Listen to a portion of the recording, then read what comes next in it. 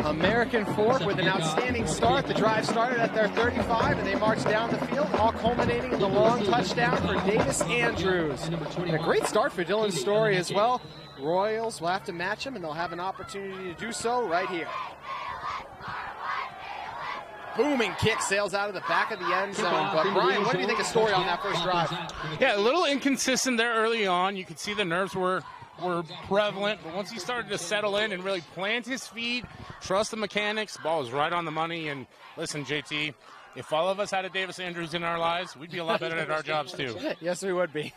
No Hunter Clegg for this American Fork defense anymore. We know Andrews is there, and there's a lot of other talent too, Brian. Yeah, we miss Small Bear, but good luck out there serving on a Church of Jesus Christ of Latter-day Saints mission. We'll be heading up to the University of Utah after that, most likely. I should say, who knows anymore in these days of college football. Committed to the University of Utah. Excited to see this defense without him. Gardner, hands off on the first play, nowhere to go. Look at American Fork, absolutely stifle Snyder. And one of the reasons why I'm excited to see this defense is because there are a lot of talented defenders out there. Hunter Clegg was without a doubt the star last year, but Fuilangi is one of my favorite players in the state. He's undersized as a defensive lineman, but he is very disruptive. Yeah, Fuilangi, Drew Dickey. Eardley plays some defense at times. This defense just loaded with talent. It's 2nd and 12 after the 2-yard loss. Gardner alone in the backfield. Bunch set to his right. Mention Snyder back into the backfield. Gardner gets it away. Looks, they try to set up the screen. Snyder blockers in front of him. Makes them multiple men miss. Snyder, green grass in front of him. Multiple dazzling cuts. Snyder crosses the 50, crosses the 40, finally chased out of ground. Snyder flips the field for the Royals. Well, it shows what I know, JT. I see Snyder, and I think he's got a good 20-yard gain. Instead, he goes almost the length of the field width-wise. Gets them within scoring territory now as they're inside the 40-yard line. Great job by Gardner to draw the blitz in. Great job to secure the catch, and then the cut back and go. You can see why I'm high on the Royals right there, JT. They are explosive on the outside. Yeah, speaking of explosive, Snyder, the senior back, how about those cuts? My goodness, I thought he was going to get dropped behind for a gain of nothing. Turns it into a huge gainer. We'll see if they decide to go back to him here. Gardner fakes the pitch to Snyder. With time, has a man wide open deep. It's hauled in, and it's a touchdown for the Royals. What a start. Elinki with the reception. What a rainbow. It felt like it came all the way from Maui on that one. Great throw by Gardner. You see the securing the catch. This sideline at Roy is erupting, and you can see the belief building within the Royals as they tie that one up. 7-6 pending the PAT. 3 plays to go 75 yards. Just incredible, Brian. Gotta love it, JT. High school football, the most explosive game on the planet.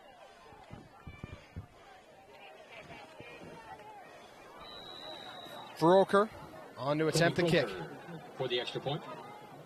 6'2 junior. Time to tie this one with 7:43 to go in our first quarter. And it's good. 7-all. Still a lot of time in the first quarter. Stay with us.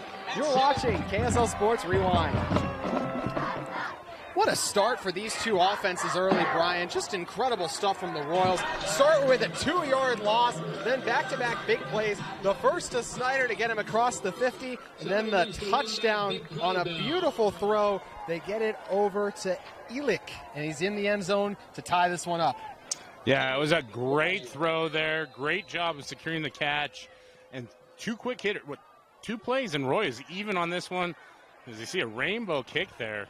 Hangs in the air forever before Edwards gets it. Edwards had a big return last time. Stiff arms a defender, but too many Royals meet him with the ball. Dragged down at the 25. Yeah, I expect we'll see Edwards in the backfield a lot as well. He's a tough runner. You can see it there. Just why it is that they have him returning kicks. He's got the speed, he's got the vision, and also just a very, very strong athlete. Yeah, we saw a lot of Eardley on that previous drive.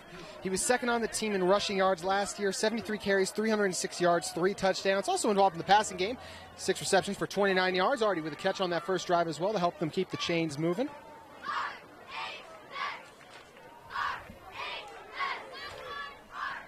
Story gives it again. Erdley with a seam, breaking free. The big back powers his way through, and he's tackled at the 45. I think American Fork has found something that works early with that run game, attacking the interior of this Roy defense. And again, mentioned they are a bit undersized. Roy is built to attack you, to cause pressure with a lot of blitzing, a lot of zone, a lot of confusion.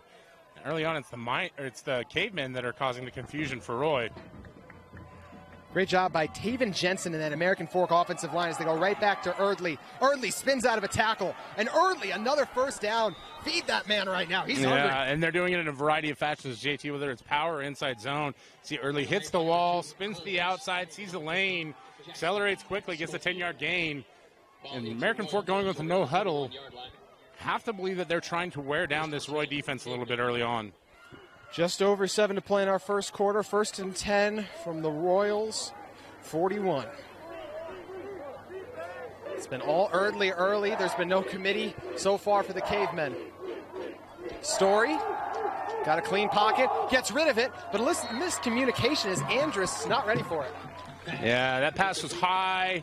Like you said, just some kind of miscommunication there as Andrus had the size matchup against Corbin Schuffenhauer, and but still very good coverage there by Roy, and a much-needed incompletion for the Royals.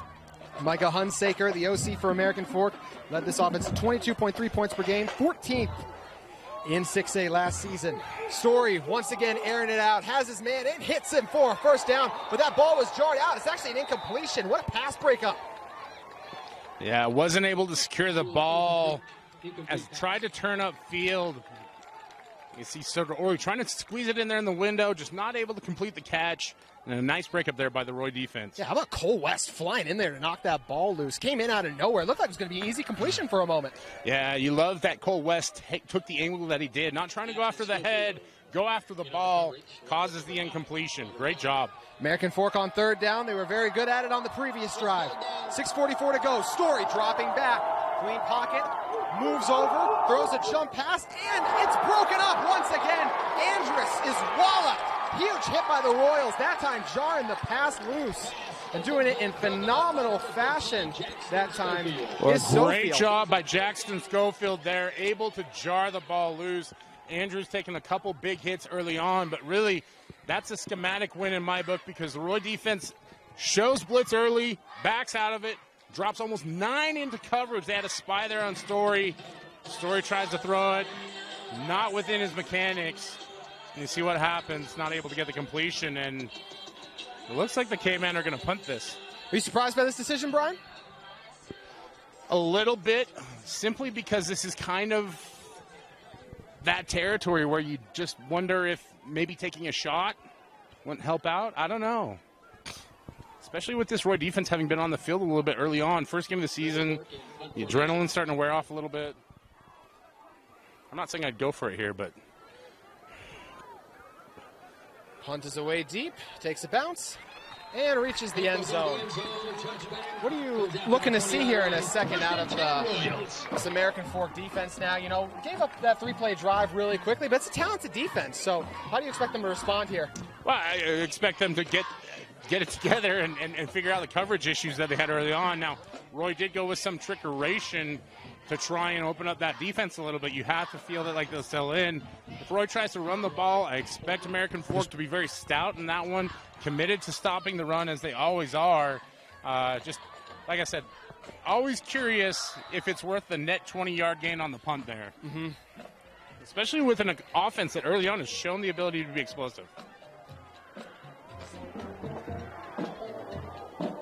Snyder in the backfield next to Gardner. Gardner fakes the pass, gives it to Snyder. Snyder dragged down after a gain of 5.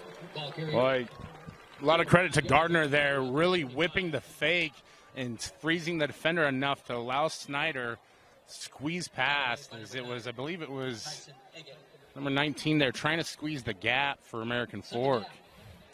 Snyder last season, 65 carries, 431 yards, and 5 touchdowns, and he has been very involved early in this one. 2nd and 5 from the 25 with just under 6 to go in our first quarter. Gardner, the junior quarterback. Gives it to Snyder, but late flag comes in. It was after the snap, Brian, but it was pretty late after the snap, I thought. Yeah, you have to wonder if it was at that point in time, if maybe it was false start or something, a false snap with the center, right? And you can see Gardner's back there doing the multiple claps to try and indicate that it's the go snap count for Roy. It ends up negating that early gain. Roy will have to start out with 2nd and 10 now. Yes, 2nd and 10 now from the 20, so we'll back them up a little bit. This is American Fork defense last year under Chris Bussing. That was really successful. 16 points per game allowed. That was good for 5th in 6A overall. Gardner gives it to Snyder again. Snyder follows his blockers. He gets about 4 again. Yeah, that'll leave him about 3rd and average. 3rd and brown bear, as we love to say. You've forgotten about that, hadn't you, JT? I know, it's been a while. Out there living your life, doing things great. And I'm back here dragging you down, but 3rd and 6, there are a lot of different options with Roy. We've seen success in the play action, seen success with the screen game. So you have to wonder if Roy doesn't dip in the bag of tricks here a little bit. They've given it to Snyder a lot. It's worked really well, but this time they got to get 6 yards with just under 5 to go. Gardner drops back. They send a blitz. It's picked up, but Gardner steps up and is dropped. The sack that time belongs to Tyson Eggett. Eggett coming from, I believe, the linebacker position. Just a great job there. Man, tough for Gardner when you can't step up in the pocket and try and deliver that. And a great job by the American Fork defense to force the 3-ish and out. Yeah, strong coverage that time, too. The blitz originally was picked up okay, but just no one open. He tries to move around, and nothing there at the end of the day. And correction, I believe that actually might have been Josh Andrus on the sack. They're playing some defense this year. Yeah. To get the binoculars out. Forker back to punt. High flyer. Andrews calls for the fair catch, was bumped, but not a hard enough bump to draw a flag. I think that was probably a good decision, Brian. Yeah, you have to wonder if maybe there wasn't some blocking interference with that as much as it was a catch interference. You could hear the American Fork sideline wanting the flag. Obviously, the officials there on top of it. And you were right, JT. It was Tyson Eggett there on the sack. Hey, like you said, dragging me down. That's why you roll with the brown bear. Here you go. You can maybe look it on this drive. What do you think American Fork's going to do right here? Score. Smart. That's a good call. That's a good call. I think that's going to be the plan there. No, but yeah, look, we saw it early on that it was the run game that was really most effective for him, and so I think they'll try and establish that early on. They really want to get Dylan Story into a rhythm, though, and I understand why. You're going to need to be able to throw the ball. Story throws it up, wide open, and it's dropped! A crushing drop by Jet Nelson. Would have been a walk-in score, Brian.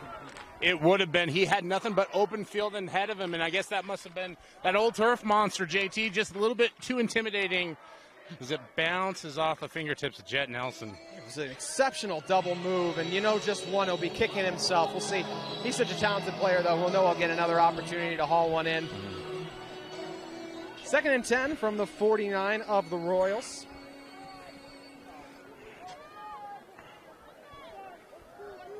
Story. Royals show a 3-man front. They bring blitzers, so 5 come through. Pressure breaks in. Story gets rid of it at the last second before he's dragged down, and that'll be intentional grounding. Not a receiver in the area. I don't know exactly what Story was trying to do there other than trying to escape the rush and negate the sack, but not able to do it.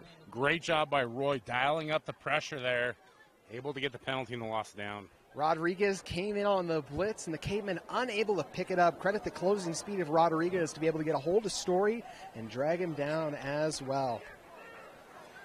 So a Roy defense led by defensive coordinator Jake Gallegos in 2022. They held opponents to 24 points per game. That's 13th overall in 6A. A couple of key returners for them, like Cole West and Jacob Veers. Those two players do go both ways for them. Also have Max Johnson, the inside linebacker. As we await the penalty yardage to be moved back overall. So far, we saw Andrews earlier, but Andrus and Nelson, without a catch in the early goings here, how do you think they get them more involved, Brian? I mean, it is still only the first quarter. We just had a lot of action here early. Yeah, I mean, and really, JT, they don't need to do anything different. The options are there, right? It's just about execution. And so I think you just have to stick with the scheme, maybe invoke the run game a little bit more here, try and get some rhythm going. But right now, they're up against it. This is 3rd and very, very long. Yeah, I was going to say, the board still says 3rd and 10. I ain't good at math, but I know that's not 3rd and 10. Yeah, it's 3rd in the Great Salt Lake here. Yeah. Story steps up, throws it to Andrus. Andrus get him involved, but he's going to be tackled short of the sticks. And for the second consecutive drive, the Cavemen forced to punt it away. And you can see Andrus is nifty, but not able to avoid the entire Roy defense there. And the Cavemen will punt. Gives Roy the ball back. 2 very strong defensive stands there. And JT, we're still knotted at 7-7. I love it. I love offense. I love ties. I love good defense. I love close games. I love football. I love Lamp. I love Austin. Austin, our cameraman extraordinaire, doing a great job. Doing a great job here early. Punt not going to reach the return man. Takes a bounce in the opposite direction. So diving on top of that one is Zane Edwards to down it there. That is down. That's a 19-yard line. So here come the Royals back. We saw the explosive offense on display early. Last drive, not as much success, but they did have the penalty. That's one thing we've seen, right? Penalties have been drive killers so far, and it's not surprising to see them show up this early in the season, first game action. Yeah, they weren't able to convert, but we did see some success, right? About 4 yards per rush in the run game. That's solid. One problem was that when they got to 3rd and average, not able to convert, and we'll have to see how Gardner does when he's contained within the pocket. We've seen him do great when he's gotten outside or had play action. Anytime he's had space to operate, it's been excellent for the Royals. Now, that defense starts to tighten up and settle in. How's he going to progress? And that's part of his growth, right? Actually have a new quarterback on, and I think we had a false start that time. The new quarterback on is going to be Joseph Correga III, the senior. 6 foot 155, comes in right now. Gardner watching on the sideline. Encroachment. That was encroachment, actually. 5-yard penalty. So they did draw the defense off, so it'll be 1st and 5. Shout out to the Roy offensive line for holding their water there. We are going to see a lot more of those encroachment penalties, as there has been a rule change this year, JT. Anytime you cross that neutral zone, it's an automatic head ball penalty. Correga keeps it, holds out, thought about pitching it instead, keeps it, ends up being a great decision as he gets a first down, but we'll see what the penalty marker on the field is for. Yeah, it's there on the outside, not exactly sure on the area of it. It looks like it might have been a holding penalty. You can see why they're making the change at quarterback, right? I don't think this is something that Gardner did or did not do. Like I said, they had 3 different candidates that they want to try out at quarterback. So you want to give all 3 of them an opportunity to show what they can do. See the option game, giving Roy a good chunk of yardage. Not able to convert the first down because of the penalty, but understand that this may be how we figure things out in the first half. Correga's speed on display right away. See the wheels that he's got on that display of athleticism. Had the option to pitch it the entire time as well. Was curious if he was going to do it, but definitely made the right decision there. It's unfortunate, though. It's got to get backed up due to the penalty. 1st and 15. Correga still in the backfield. Snyder behind him. It was a holding penalty that backed him up. Correga the third. Nearly, and they did. They got the Cavemen to jump again. Fuilongi. Like I said, JT, that new rule change modifies what constitutes as an offside. Offsides on the defense. Yeah, you're right. Penalty. Still first down. Dynamite drop in there, Monty. You had official there letting us know. But we are going to see a lot that early on as teams and players adjust to the new rule. And I think that's one area where you have to remind folks who are watching at home that maybe don't watch high school football as much. The rules here are different from what you watch on Saturdays and Sundays in the college and the NFL. Correga the third throws it over to the sideline, gets a completion, but he's shoved out of bounds quickly as Robert Young, after bringing it in. Young, one of the most athletic and versatile players in the state, is involved in the offense for the first time today. Yeah, and you can see why he is such a great athlete, able to scoop that one off of the turf, turns what potentially could have been an incompletion into 3rd and short, maybe. We're almost 3rd and brown bear here. Almost, yeah. Yeah, we're staying on schedule, especially with the penalty and the holding penalty pushing him back. Able to get some of that with the offsides, but we'll have to see how Carriaga does here with 3rd down. Snyder once again to his right in the backfield. They motion him out. Snyder open for a moment. They set up the screen. Rodriguez with the grab, and Rodriguez met with a physical tackle. Bringing him down was Andrews. Fool me once, shame on you. Fool me twice. Not going to happen with this American Fork defense. Sniffed out the screen quickly. Able to, looks like, hold them short a yard, it looks like. And I think Roy may try to go for it here. Yeah, it's 4th down. I wonder if they're just waiting on the spot. We'll see. Gutsy call early for the Royals. Could be trying to get him to draw off sides, though. I don't see a play clock at Roy High for us, unfortunately, so don't know how much time, but we'll see what the Royals decide to do, if they do decide to snap it or not. See plays getting sent in from the sideline. Carrega the 3rd. Royals offensive line didn't look ready at the moment. We'll see if they snap it here.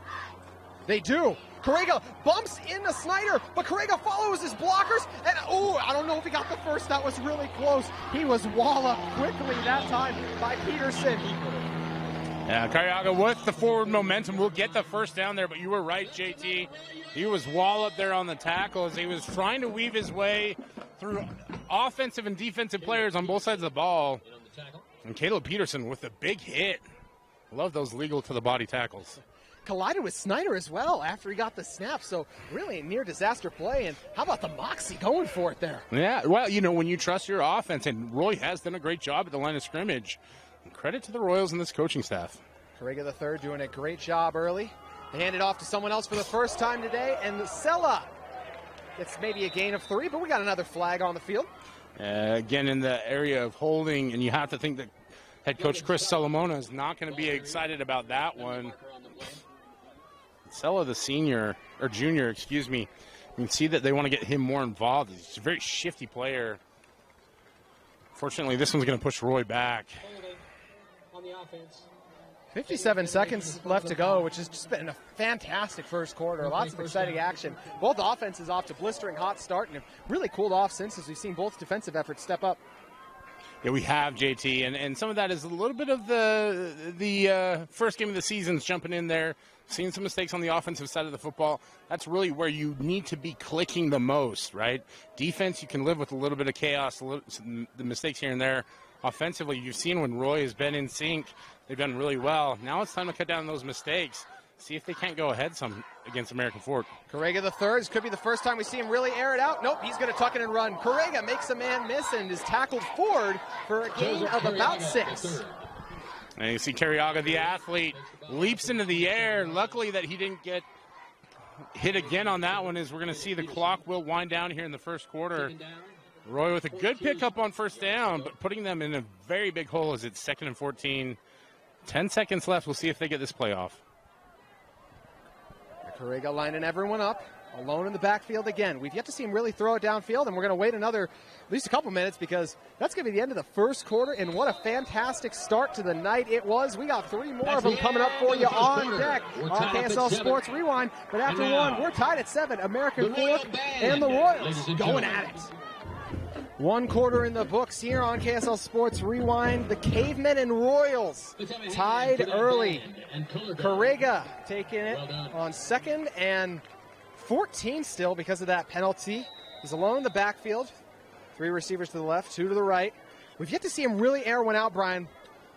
And that's not going to change here. But this time, American Fork was almost ready for it. Carrega makes multiple guys miss. Carrega, what an effort, gets down the sideline. He's got a 1st down, giving chase. Carrega just has to beat Andrews and is tripped up. Wow! Oh, and we see a late flag come in, but almost a loss of yardage turns into a huge gain for the electric Carrega. Not sure exactly what the flag is for. It looks like it might be a sideline warning, maybe a tripping. Couldn't quite make that one out from up here, JT, but nevertheless, Carrega with a big gain. A huge conversion there for Roy. You're seeing his athleticism on display. Of the Cavemen. Yeah, Carrega, man, he is just he's been something else here early. I mean, Gardner was doing a really good job operating the offense too, and they haven't even needed to throw the ball. American Fork was ready for the rush there and still couldn't stop it, Brian. Yeah, and that's the slipperiness, right? For those who used to watch Chucky Keaton at Utah State, shades of Chucky Keaton in the way Carriaga runs, right, where he doesn't blow you away with the athleticism, but good luck tackling that greased young man.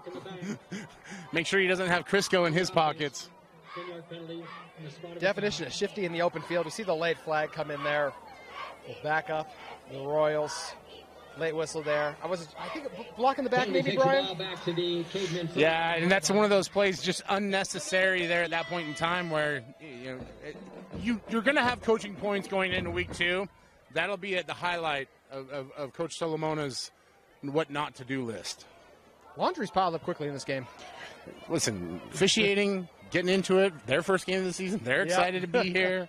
They want to make their presence known. They know we all love them. Carriaga gives it this time to Sella, and a sharp tackle made. Coming flying in to make that stop is Segura. Yeah, and you see Wakifui-Langi disrupting the play from the get-go, allowing Segura to come downhill and make that play. And gone to the well just one too many times there. American Fork was ready for it. And this is where you're going to see one of these quarterbacks really emerge is Carriaga having the opportunity to run the offense here. Can he do it through the air, as he's already done it with his legs? You know, it's interesting that they're dealing with, like you said, we could potentially see as many as 3 quarterbacks, already seen 2 so far. It's the same thing that American Fork was dealing with this time last year. It is, and Carriaga, a late transfer from Maui, Hawaii. You can see why they're excited to get him here. Just a great athlete. Carriaga gives it to Snyder. American Fork once again all over it. Barely gets back to the line. And again, you know, a RPO action there. Not a lot in the read. Just trying to fool some defenders and see what happens. A lot of times early in that style of an offense, you're trying to see what a defense does and see how they react. We'll see if they incorporate the read into this one later, JT. You know, again, it's great to have an athletic quarterback, but you've got to have a smart quarterback too, and quarterback who can make those reads and make the throws. And we've seen Dylan Story struggle with that a little bit early on and then start to settle in. Will Carriaga do the same? Carriaga yet to really air it out. This will be the first time here. Pressure in his face, and he's dragged out at the last second. We see flags come in, Brian. Yeah, I can't tell you what the flag is going to be for. Looks like Drew Dickey, one of the defensive linemen, in on the stop there. Exceptional effort by him. And Fuli-Longi. Holding against Roy, and then just very curious spot for the flag there on the sideline. Not really sure. Yeah, and they're declining it anyways, Brian. Doesn't matter. Yeah, I mean, you got 4th and long here, and Roy's kind of in no man's territory. Looks like the Royals punting unit will come on the field. So a promising start to that drive with a number of electric plays made by Carriaga, but in the end, it ends with a punt. Yeah, and listen, that's part of the offensive game, right? You've got to evolve. We're seeing Carriaga trying to do so much with his legs. You've got to really rip the cord on that one, let the parachute fly, see if you can complete some of those passes. Because American Fork's keying in on what he can do on the ground. They've learned, right? And they're adapting. Low snap bounces, bobbled, going to be able to get away. I'm not sure he will be, and he goes down. Wow! What an effort by the Cavemen. Huge loss as they're able to flip the field position that time. Blake Jensen, one of the American Fork members, in on this huge stop. Yeah, that's Colby Froker. They're the other backup quarterback, and you see him trying to do something with the football there. Is he? Yeah, the low snap. Able to handle the low snap, right? But just not able to complete the punting motion, and unfortunately didn't have anything in front of him. Wisely secures the ball, goes down to mitigate a complete disaster. But in the meantime, Roy puts themselves in a tough position as American Fork is on the downhill side of the 50-yard line going to score. And listen, JT, I don't know if you see this. Wide side of the field, we got burners. See if they look. They'll see if they see the same thing as you. Instead, they'll give it. Eardley up ahead. Another solid gain. Well, Hill Air Force may not love that play, but most of our audience watching at home probably loves a good run play and a great job of getting 6 yards on first down, getting ahead of schedule. And we talk about being on schedule, right? First down, you want to get 4 to 5. Second down, 3 to 4. Make it easy on third down to convert. To your point, Hill Air Force waiting for Jet Nelson to really get involved here. Story throws it over. And a strong tackle, or somehow spins out of it for a moment there, was Mason Hollum. As he gains a few yards on it, it'll be 3rd and short, Brian. Yeah, and I don't think that Mason Hollum is actually 5'1" as he's listed on the roster, but he is extremely tricky, able to get loose. Not that time, as the Roy defense was able to wrangle him up and tackle him. 3rd and 2 from the 34, 9:08 to go. Story gives to Erdley. Erdley to the right side. He's got enough, and he keeps the legs turning. Erdley, green grass in front of him, crosses the 5, dives. He's in. Touchdown, Cavemen. Wow! You talk about an angry run from Erdley there.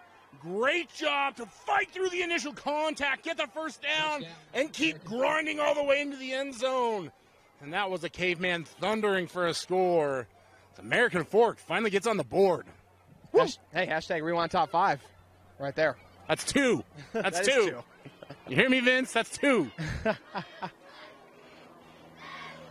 What an effort from Erdley. I mean, multiple defenders dragging him with him, staying up and somehow shaking the tackles, keeping the legs churning and diving for the end zone. What an effort. I talked about it earlier. I thought this was going to be a back-by-committee approach, but after a quarter and a little bit more time watching Erdley, as American Fork, they're going for 2, Brian. Story to Erdley. Feed the beast. He dives in again. Well, actually, they gave it to Erdley delayed. I thought it was the blocker at first. My mistake. Either way, Erdley got in the end zone for a touchdown. Well, a little trickeration there on the 2-point conversion. American Fork, sensing that this one's going to be a tight battle, decides to go for 2, and they convert. They fooled me on the fake. They got Roy as well. Oh, you know what, Brian? He was short. They called him short. We saw one of the refs signal a touchdown. Either way, Erdley got one. So a lot of confusion. In fact, the scoreboard is the same thing. The scoreboard has it 15-7 as well. So everyone else, it's first game, y'all. Listen, everyone in the stadium apparently was fooled except for the officials. And there we go. So it'll be 14-7. Erdley still got in all the same. It's a 1-touchdown lead for American Fork. So it took a little longer than we expected, but Erdley still got his way into the end zone. PAT was good, 14-7. What an effort by Erdley on that drive, and he's been everything for American Fork early, Brian. He really has, and you see that American Fork sticking with the ground game and causing some real havoc there. And Erdley, you talked about it, JT. We thought this was going to be a running back by committee situation. He has grabbed a hold of that job, and he is not letting go. Great momentum, great balance, great control of his body, and that leads to great plays on the field. He gets himself a touchdown. Kick back deep, and it'll sail into the end zone for the touchback. You know, it's kind of like modern football a little bit, Brian. We came in here talking about Story, Andrus, Nelson, totally overlooking Erdley and everything he was for this team last year as one of their top 3 backs and second overall for them in rushing yards in total. And he's just been exceptional. And as has the American Fork offensive line. Got to give them credit, too. Yeah, you always want to give the big dogs up front a lot of credit. This is a well-coached unit. They know what they want to do. They love to block in the run game. Probably seen a couple pancakes out there, none that we could call out yet officially. I'm waiting for that first induction into the pancake platoon. So you imagine it's coming shortly. Correga once again out there. So the senior, Joseph Correga III, in his second consecutive drive in. We saw Tempe do something like this last year where they alternated their quarterbacks 2 drive each. We'll see if the Royals do the same. Correga, another opportunity for him to air it out. Gets it over, but big time hit. Ball was thrown a little bit behind and wasting no time blowing that one up was Segura. Yeah, you can see Segura coming with a load there. He empties the basket on the Roy offensive player, but Segura is another guy that we expected to see at the running back position. Haven't seen him much, probably because he's doing so much damage on defense so far. American Fork's defense really rounding into form right now, Brian. You know, they gave up some yards on the previous couple of drives. 4th punt still, but right now looking dialed in. It'll be 2nd and 10. Correga has been really effective with his legs, still looking for his first completion of more than 5 yards here early. He'll keep it this time, and he slips. And all over to drag him down was Tyson Eggett. Great job by Tyson Eggett to set the edge there, contain the run, allows his mates to come and join in on the fun. American Fork has Roy deep in their own territory on 3rd and long. They're looking hungry. Feed those cavemen. Feels like they've really adjusted well to what Carrega does. What have you noticed out of them particularly?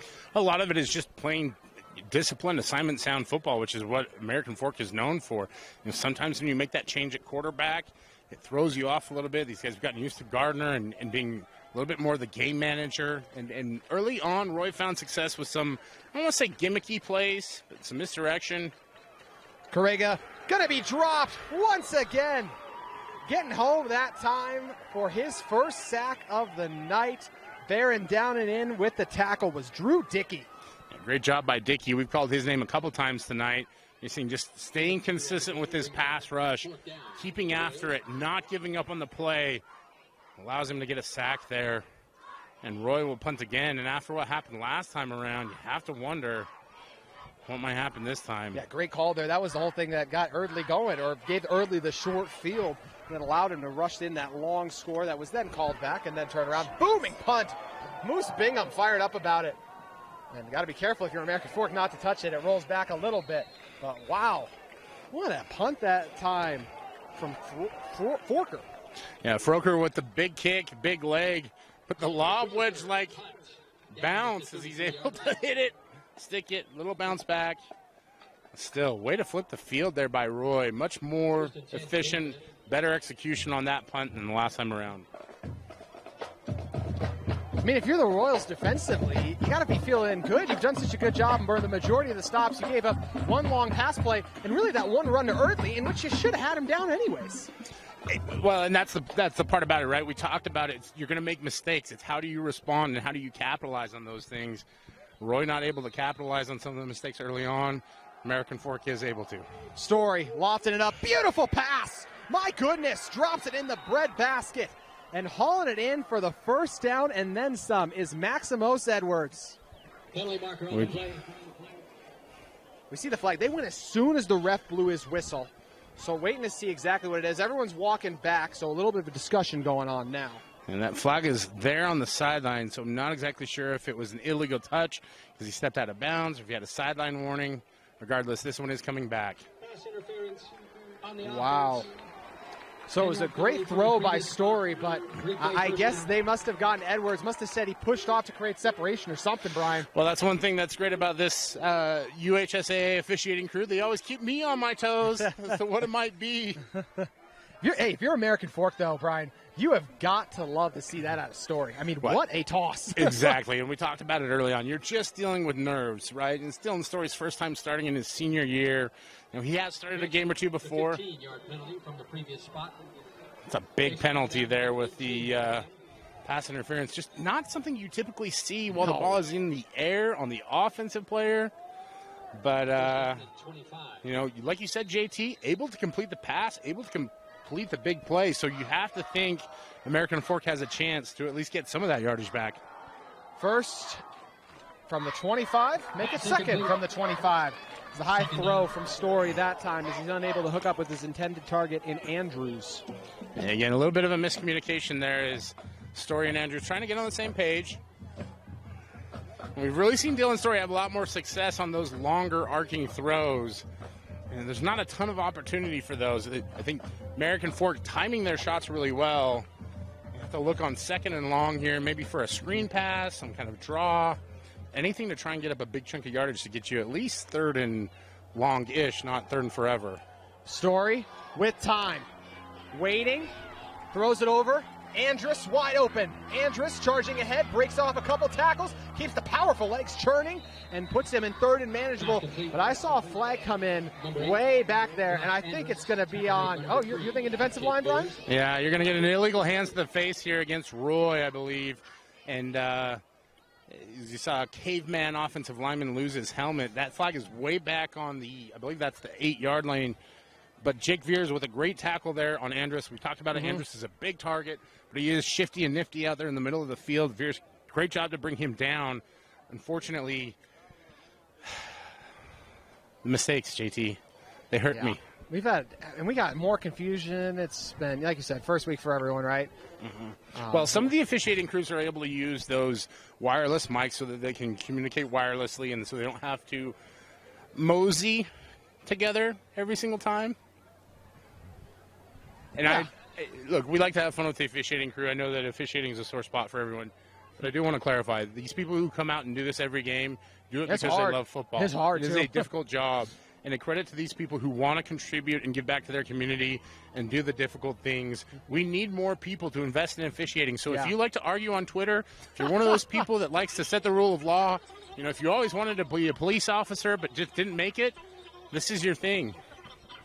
Exactly. And, hey, I mean, to your point as well, like, it's hard to call these from that close down there. There's a reason you and I are calling the game from up here and not on the field. Well, I think, you'd still be a good offensive lineman, or D lineman if you wanted to be. Listen, my eyesight is not what it used to be, and so I'm going to go ahead and like you said, we need microphones so we can get some clarification on this. American Fork is, everyone's turned around right now. What is going on, Brian? Well, we do have an official that's walking off a penalty here, so I believe that's the illegal hands to the face. That brings it up to 2nd and 11, 2nd and 12, I believe, which, again, American Fork's going to accept that despite the fact that the gain in yardage was actually Andrew's catch was more. But you maintain down it, right? That's a good point. Good point. So with the see, making me look good. As much as I bring you down, I try to lift you up, JT. I only bring you down when it's time to eat. Yeah.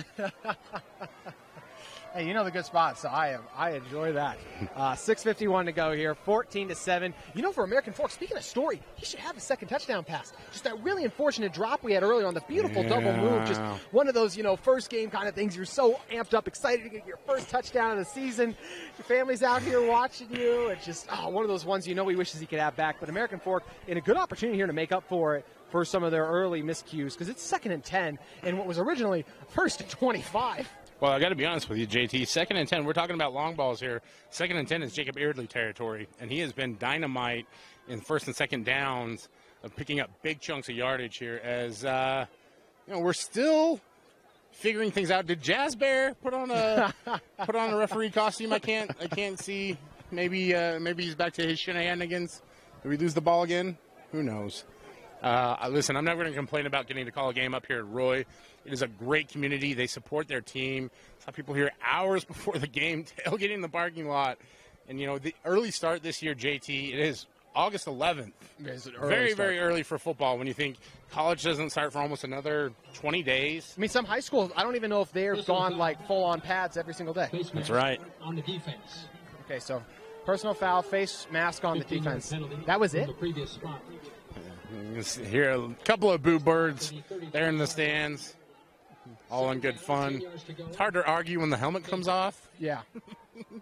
I was just, like I said, just took so long to sort it all out. You mentioned the long ball potentially. Nelson, we mentioned he had that double move earlier, had the unfortunate drop. Got a great matchup. We'll see if Story looks to exploit it with 6:49 to go. 14-7, American Fork with the lead. They go back on the ground to Eardley.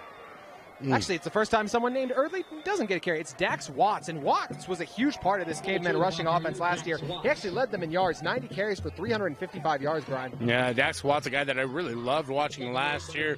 You can see why. 6'1", 205, very explosive, great change of pace back. If you're a University of Utah fan, shades of Mekhi Bernard there, right, where he brings out the athleticism.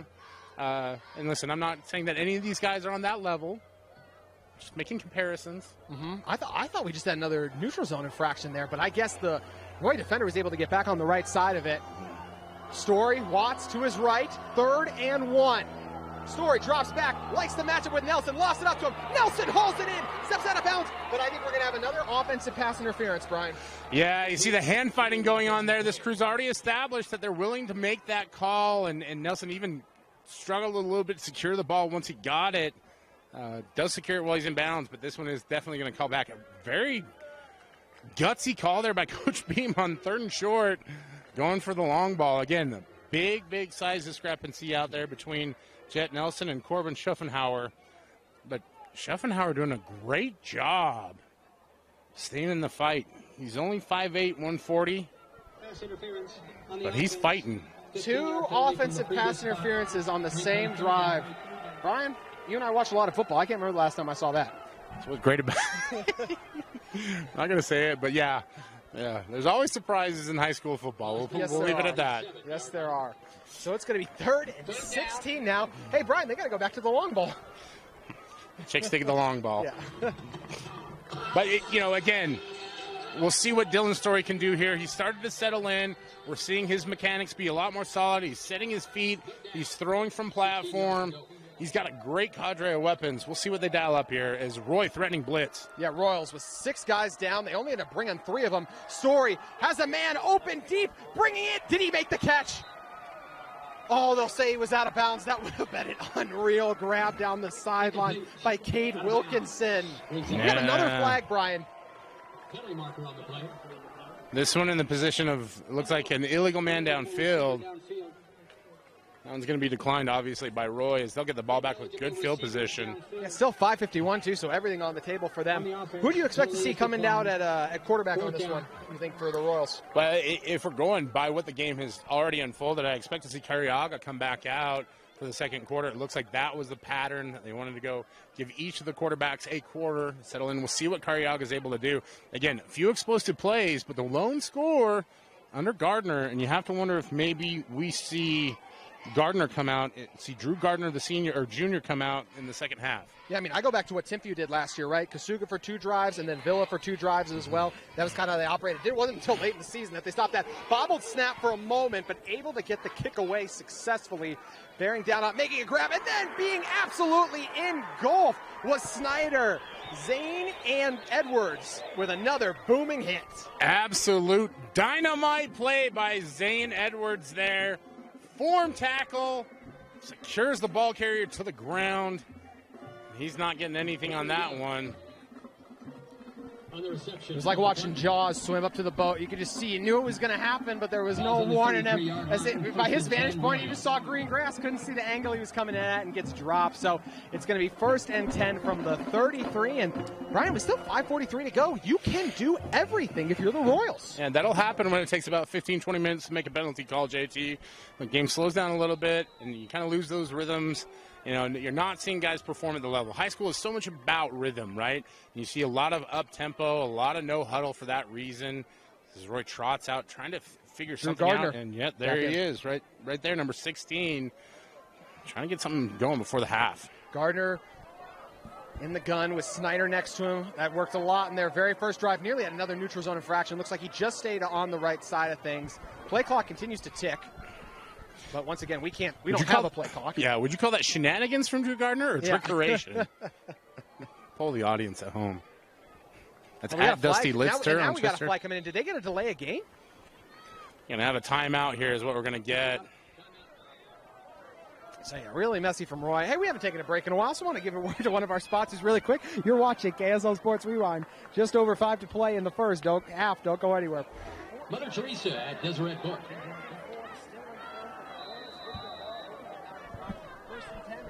Their first time out.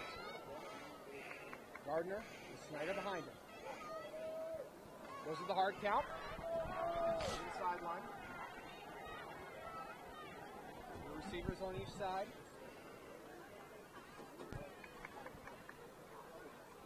Gardner fakes it, throws it to the outside.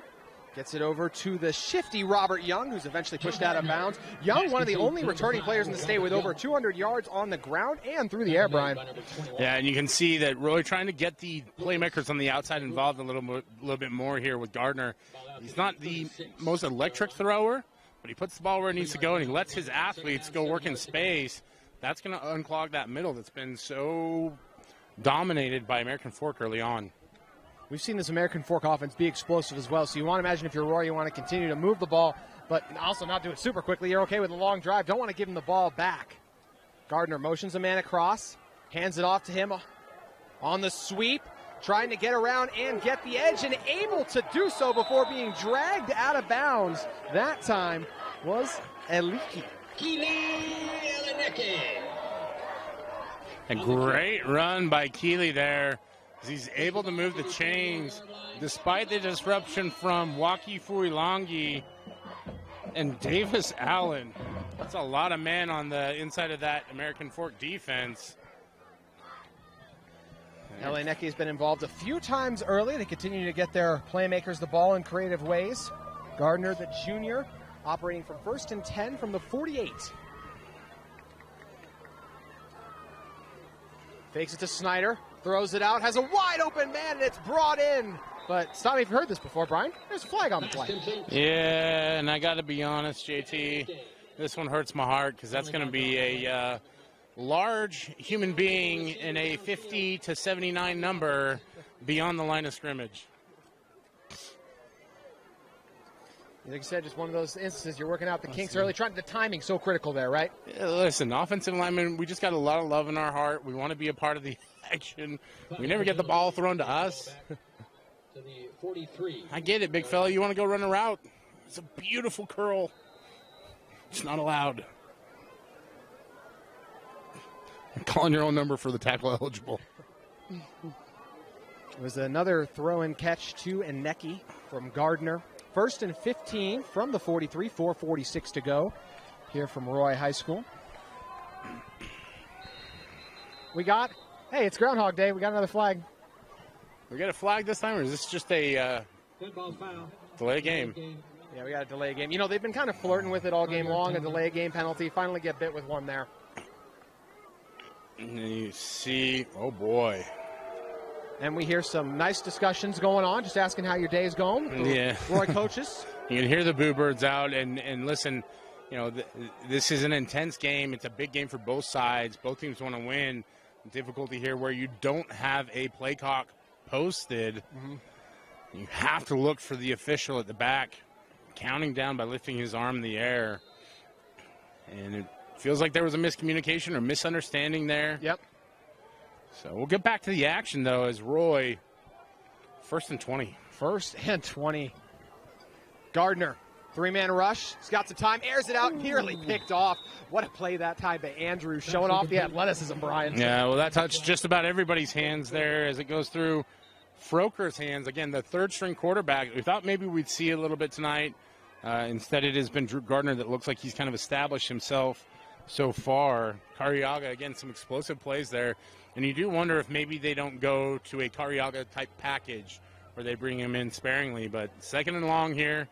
Expect Roy to dip into that bag of tricks. Wes down at the bottom of your screen. Up top, we have Young and Ineki. More discussions going on.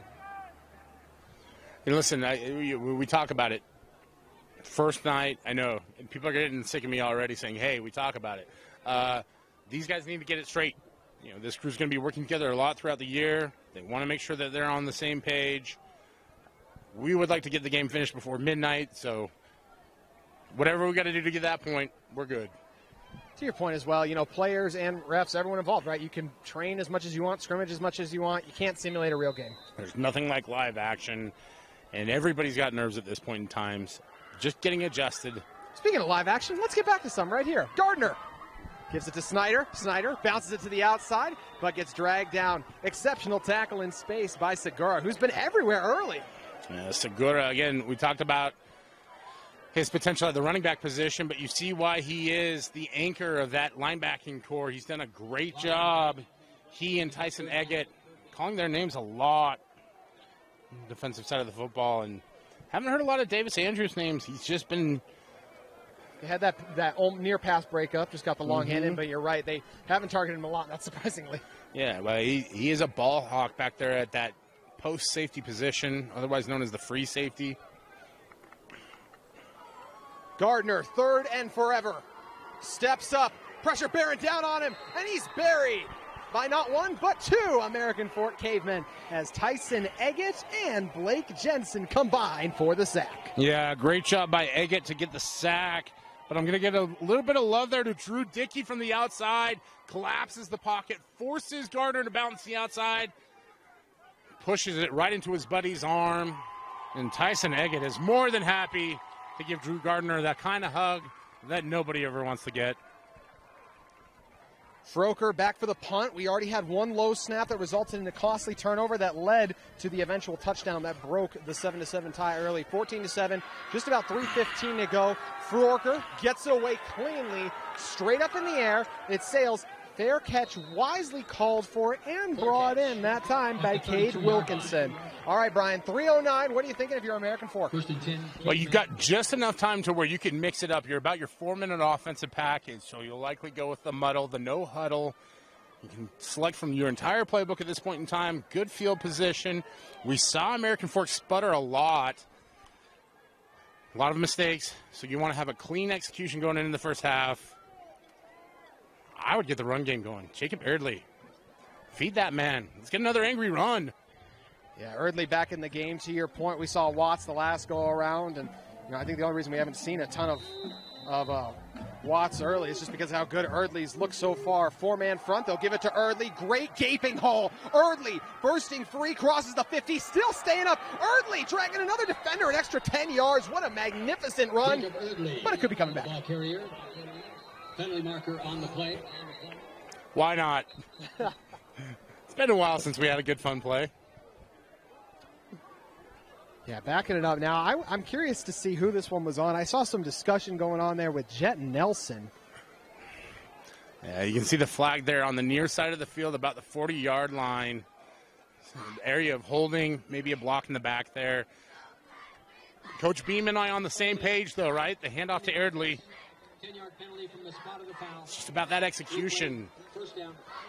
No need to hold there. It's one of those things where you're just trying to fight to get the extra effort in there. Negates a big run. But I tell you what, if nothing else, we've seen again Jacob Erdley, just a tremendous running back. Just an unreal first half out of him. Got to be closing it on, but feeling like 100 yards, honestly. We'll see if they decide to give it to him here. Nearly at a false start. Instead, they give it to Erdley again. Erdley powers his way ahead, gains about 3.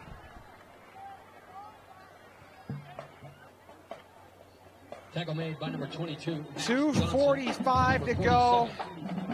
It'll be second down and call it 7 now. Cavemen wasting no time getting back up to the line. 3 receivers to the right. Nelson, the lone man, to the left. Story looks outside. Long throw, gets there. Beautiful delivery to the first down to Hollum. Yeah, again, Hollum, you see him. He's that speedier receiver out there, able to break out of his route. Reel that one in, get the conversion. Nice job by Story to stay in the pocket, deliver, throw that strike. And that's the way you move the chains. 2.5 left. So 1st and 10 from the 46. 2 receivers on each side now. 4-man rush. Story. Pressure picks up. Great job by Erdley picking up the pressure as a man wide open and bringing it in before being shoved out of bounds is Cade Wilkinson. Boy, we talk about it. There's just a cadre of stars on this American Fork roster. Drew Story settling in. You see him taking command on the field there, getting his guys lined up. Under 3 minutes. Yeah, still a lot of time. Yeah, still a lot of time left. They still decided to go tempo. Story. Waiting. Lofts one out. It's overthrown and nearly intercepted. Robert Young bouncing off his hands. And listen, that's by design. After big plays, you want to get up and get after it. You see Story wanted the touchdown so bad, just couldn't resist it. Almost intercepted. Great defense there by Robert Young for Roy. But in that situation, JT, I would have loved a run play there. You got that Roy defense scrambling. I get the need to want to keep Drew Story in rhythm, Dylan Story. Blitz come through. They set it up to Erdley. And on top and ready to make a stop that time for the Royals was Veers. And we've seen a couple big hits from Veers. He comes down from that safety position, and he lays the wood. It looks like a Roy player. Oh, there we go. He's up. So it'll be 3rd down, and we'll call it about 8. Now the tackle with Max Johnson. 3rd down, 8 yards to go. Nelson and Andrus on the left side. All alone on the right is Andrews. Story, 4-man rush. Likes the matchup with Andrews, who hauls it in for the first down. Putting him on offense is a pretty good idea, Brian. Yeah, and you see Dylan Story not able to quite get set up there, but it doesn't matter when you've got an athlete like Davis Andrews who's to secure the ball. About the only thing he couldn't do was secure his feet in the turf and cut up field. He's so fast. Yeah, he shook himself. Burned right through the turf. Story, one of the rare times tonight he's been alone in the backfield. Story likes the matchup over the middle, and it's caught. Touchdown to Andrews. Touchdown. He gets the first down, and then in the end zone for the Cavemen. Great catch, great throw, great score. That's a touchdown for the American Fork Cavemen. That's an athlete, Davis Andrews. And you mentioned Story, the play before, right? Rushed it really quick, trying to get it to Andrews. That time, read the defense perfectly, delivered the pinpoint throw for the easy score. That he did, and I didn't want to wreck the highlight, and say, wait a second, are we sure it's a touchdown? That time, it is a touchdown as we get a late arrival there for the PAT attempt, and American Fork about to go up 21-7 here. 21-7 indeed, but 1:36 to go. That's a lot of time for this Royals offense to operate. Don't go anywhere. You're watching KSL Sports Rewind. 21-7. There were some penalties that backed them up early, but American Fork able to move it down the field. Big plays by Wilkinson. Of course, Andrews himself had the score. Story, and Erdley has just been sharp all game long. Leads to the current 2-touchdown lead, but an opportunity for a return as this one goes to Young. Young breaking free before being dragged down after being knocked down by his feet and losing his footing a little bit. On the return. So Young shook a tackle, not really breaking free there, but like I said, week 1, right? Brings the ball out to the... So if you're the Royals here, Brian, this is an offense that is like to move it methodically. You still got 2 timeouts, and I'm interested to see who's going to come out here. It looks like it's going to be Drew Gardner again, so roll with him. They had that great first drive. First play was negative, and then the next 2 both go for huge gains that eventually results in a touchdown. And since it's been relatively quiet for the Royals. Yeah, Gardner's shown a lot more propensity to get the ball going through the air, a little bit more accuracy, so it makes sense with under 2 minutes to play that he would be the one to lead this drive. 3-minute rush, three-man rush, excuse me, takes the easy completion, getting it over to Rodriguez over the middle of the field. Pass complete to number 11, Cole Rodriguez. Royals operating with some tempo. Second down. 1:10 to play now. Young in the backfield. Gardner waits, looks, flushed out to his left. Gonna tuck it and run. Waited till the last second and eventually rushes right near the first down marker, but say it with me, Brian. The only thing he couldn't run was the flag. I like yours better. That's why we finish each other's sandwiches. Yeah, exactly. It's just under a minute to go now. We'll see what the flag was there. You know, every time it takes a lot of time in that situation, could be holding on the offensive line. You know, originally I was worried Gardner was going to make the mistake of throwing it after his foot had dragged past the line. He did not do that. We already see the Royals back it up. Holding. And it is just going to be a holding call. Hard to hold up that long in protection. Penalty from the spot of the foul. Yeah, and you have to wonder if maybe some of it isn't just at the very end, the offensive lineman grabbing as Gardner's already escaped the pocket, and just a tough situation to put those big guys in because they're fighting so much to try and make those plays, and my offensive line heart hurts for them. Hey, I know you're a defensive lineman at heart too, though. How about this American Fork front today? Yeah, I mean, I don't know if there's anybody in the state that loves Fuilangi as much as I do, but this American Fork defensive line, they're getting pressure with 3 guys. You know, we miss Hunter Clegg, but they're doing a capable job of filling in for him here. Gardner. Flushed out again. Gardner has a man open downfield, gets it to him along the sideline. Big grab that time, bringing it in was Eneke. Well, you talk about it on that play. Blake Jensen with a terrific spin move to apply the pressure, but Roy able to convert as he goes out of bounds, and he's going to be about, let's say, 4 yards short of the line. Mm-hmm. Well, you mentioned Jensen Fuilangi. I mean, I love Dickey, too. He's been tenacious and all over the place here. 50 seconds to go. Dickey actually will break through on this one. Young open for the first down. But we have a flag. We have a sandwich? We do. Pass complete to number 5. What's the record? I wish if we had stat guys up here, I'd be asking them about what's the record for first half penalties. I can tell the Dusty Lister's back in the studio right now. In 1998, there were 36 penalties in the first half with a matchup of Carbon against Milford. You know, Dusty loves flags as well. It's his favorite thing about high school Dusty football. loves flags. Dusty loves historical references to high school football in this state. He loves them some Jeff Hansen, some Dane Stewart, and we love Dusty. Do love Dusty. And once again, if you want to listen to Dusty Litzner and the rest of the KSL Sports crew, you can tune into the Red Zone channel. Bunch of other great coverage around the state. But we got a great game brewing here still. And 43 seconds. Look, it's 3rd and 13. But we mentioned we've seen some explosive plays. So give this Drew Gardner-led offense right now a chance. Snyder in the backfield. And in fact, they'll give it to Snyder. Or it's Young on the carry. And Young dragged down. Gain of about 7. And American Fork's going to burn a timeout. The aggression by Coach Bean. And a little late getting the clock stopped there, but really what they do want to do is get the ball back and try and get one more point on the board. And Coach Beam is a very competitive person. You can see that he wants to try and get as many scores before half. You don't want Roy to come back and get some rhythm in the first half because they will get the ball in the second half, And so I can understand wanting to get as many points as possible if you're American Fork. American Fork's offense tonight, 21 points in the first half. Last year, they averaged 22 points per game.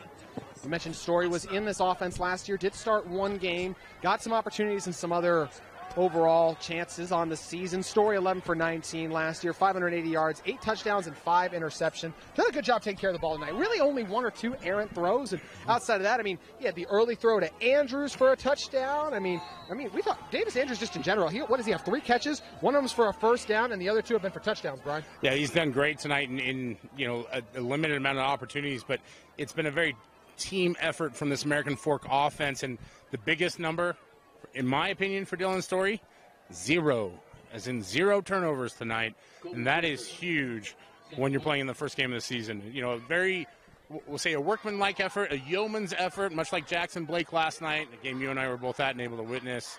Secure the football, be a game manager. Everybody loves a headphone manager. Why not be a game manager? And we got another flag, so we'll wait and see what happens. Beautiful punt, though. Sails through the air. Fair catch called for by Wilkinson.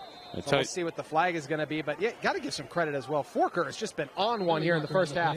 I tell you what, if Colby Froker hits his 9-iron the way that he punts the football, I want him in my scramble.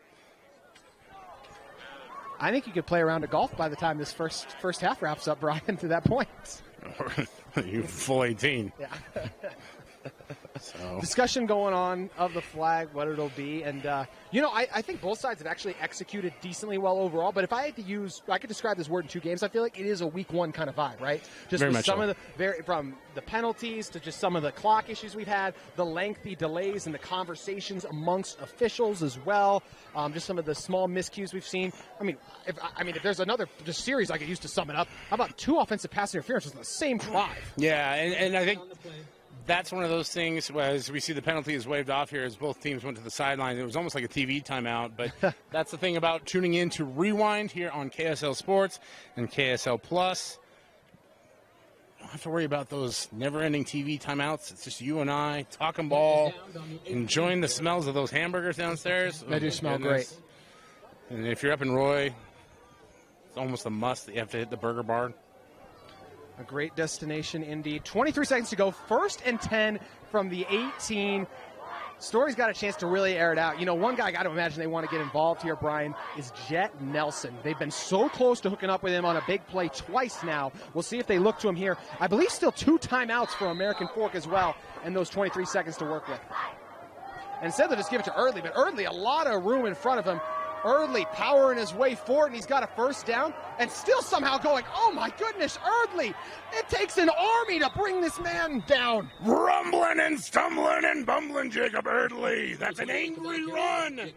Give him his scepter, Kyle Brandt. We love it over here, even if there is a penalty on the field. I don't care. It's a great play. More of that, please. If it wasn't for penalties and his runs being brought back, he'd easily be over 100 yards right now. Right, listen, Jacob Eardley right now is making a case to be my favorite running back of week 1. Yeah. And I don't know about you, JT. We did pretty well last year in picking some of our favorite running backs. We had some fun running backs. We did. Man, think of that. 2 former offensive linemen liking the run game. Exactly. Who would have thought? Look at us. So, just had a sideline warning on American Fork. Waiting to see and there is going to be the penalty as well. Believe it's going to be holding. We'll wait for clarification on that. How many guys did Erdley drag with him there to get those extra 5 to 10 yards? It looked like it was the entire Roy defense, really if we're did. being honest, JT. And just, again, he is a strong, stout, aggressive downfield runner. Reminds me a lot of Micah Beckstead in that regards, where you get him going up the middle, and he is just dragging defenders left and right. Micah, one of our favorite running backs from last season. Jacob Erdley, an early candidate to be my MVP for week 1. The word him is thrown around too often, but Micah Beckstead last year was him. Erdley has been him in this first half. And they're just going to be content to let the clock run out after that penalty. So that is going to do it for our first half. 21-7. The American Fork Cavemen lead the Roy Royals. Brian, what are your first half thoughts? A lot to clean up, JT. They're great plays tonight, and I'm not talking as much about the players on the field as it is all the ins and outs, right? We saw a player coming in late, getting the signals in, trying to figure out who your QB is. So these staffs are going to go back in the locker room. They're going to get everything tightened up. But really what I'm most excited about, JT, that was a great half of football. That was. We saw the stars come out. We saw a couple new stars tonight. And we're looking at a 2-score game going into halftime. You'll take it every time. Should be a fun second half. We'll be back with more action from the home of the Royals here at Roy High School in 15 minutes. We'll see you then on KSL Sports Rewind. But your score going into the break, 21-7. The Cavemen lead the Royals. Hello, everyone, and welcome back inside to Roy High School, where the second half is set to get underway momentarily. It is 21-7. The visiting American Fork Cavemen lead the Royals currently. JT Wistersill and Brian Brown with you. Brian, Roy is going to be starting out with the ball first. What is the key to them mounting a successful touchdown drive, something they haven't been able to do since their very first possession? Well, you said it, JT. They need to score a touchdown here. It is a 2-score game, 21-7. But this American Fork offense is built to win with a lead. And so you have to try and close that gap. You want to get on the board early. You want to find a rhythm with your offense. And most importantly, you want to find yourself in that beautiful west end zone. Yes, you absolutely do. Yeah, both the end zones here, absolutely stunning. American Fork about to boot it away. The Cavemen got the scoring started when they got the ball first. It's a beautiful foot pass thrown by Story, who got it over to Davis Andrews on a long ball to the end zone. Then the Royals got it, and they have their longest rushing and passing play on back-to-back plays. Tied it up at 7. Had a couple punts back and forth, but American Fork was able to get their way back into the end zone shortly after when Erdley punched one in, who's just had an exceptional first half, as this one bounces nearly to the back of the end zone, but is eventually going to be picked up by Aneke. Aneke breaking free. Aneke crossing the 30, and the Turf Monster got him. Yeah, you see him just losing momentum there as he goes down. And he's having a hard time getting back up. I think he got injured a little bit there. Maybe a cramp, something like that. Part of the reason why the only thing he couldn't escape was that turf monster. But big block there on the return to spring him and open up that hole. That is a great momentum play for Roy. And we'll keep an eye on him to make sure everything's okay. So far, it's been kind of 2 drives with Gardner, 2 drives with Joseph Carrega, the third. And that is the case here. We saw 2 of Gardner to end the half. Carrega gets the start to begin the second. 1st and 10 from the 34. Carrega, with time, has a man over the middle of the field. Intercepted! It was thrown behind him. Picked off. Breaking free, but eventually being dragged down at the 30-yard line that time was Reed Stringham. Great job by Cunningham to be in the right place at the right time. And we say it all the time that the reason they play on defense because they don't have great hands. Not the case on that one. American Fork with the conversion, the turnover, converting that, allowing the Cavemen to be in great field position.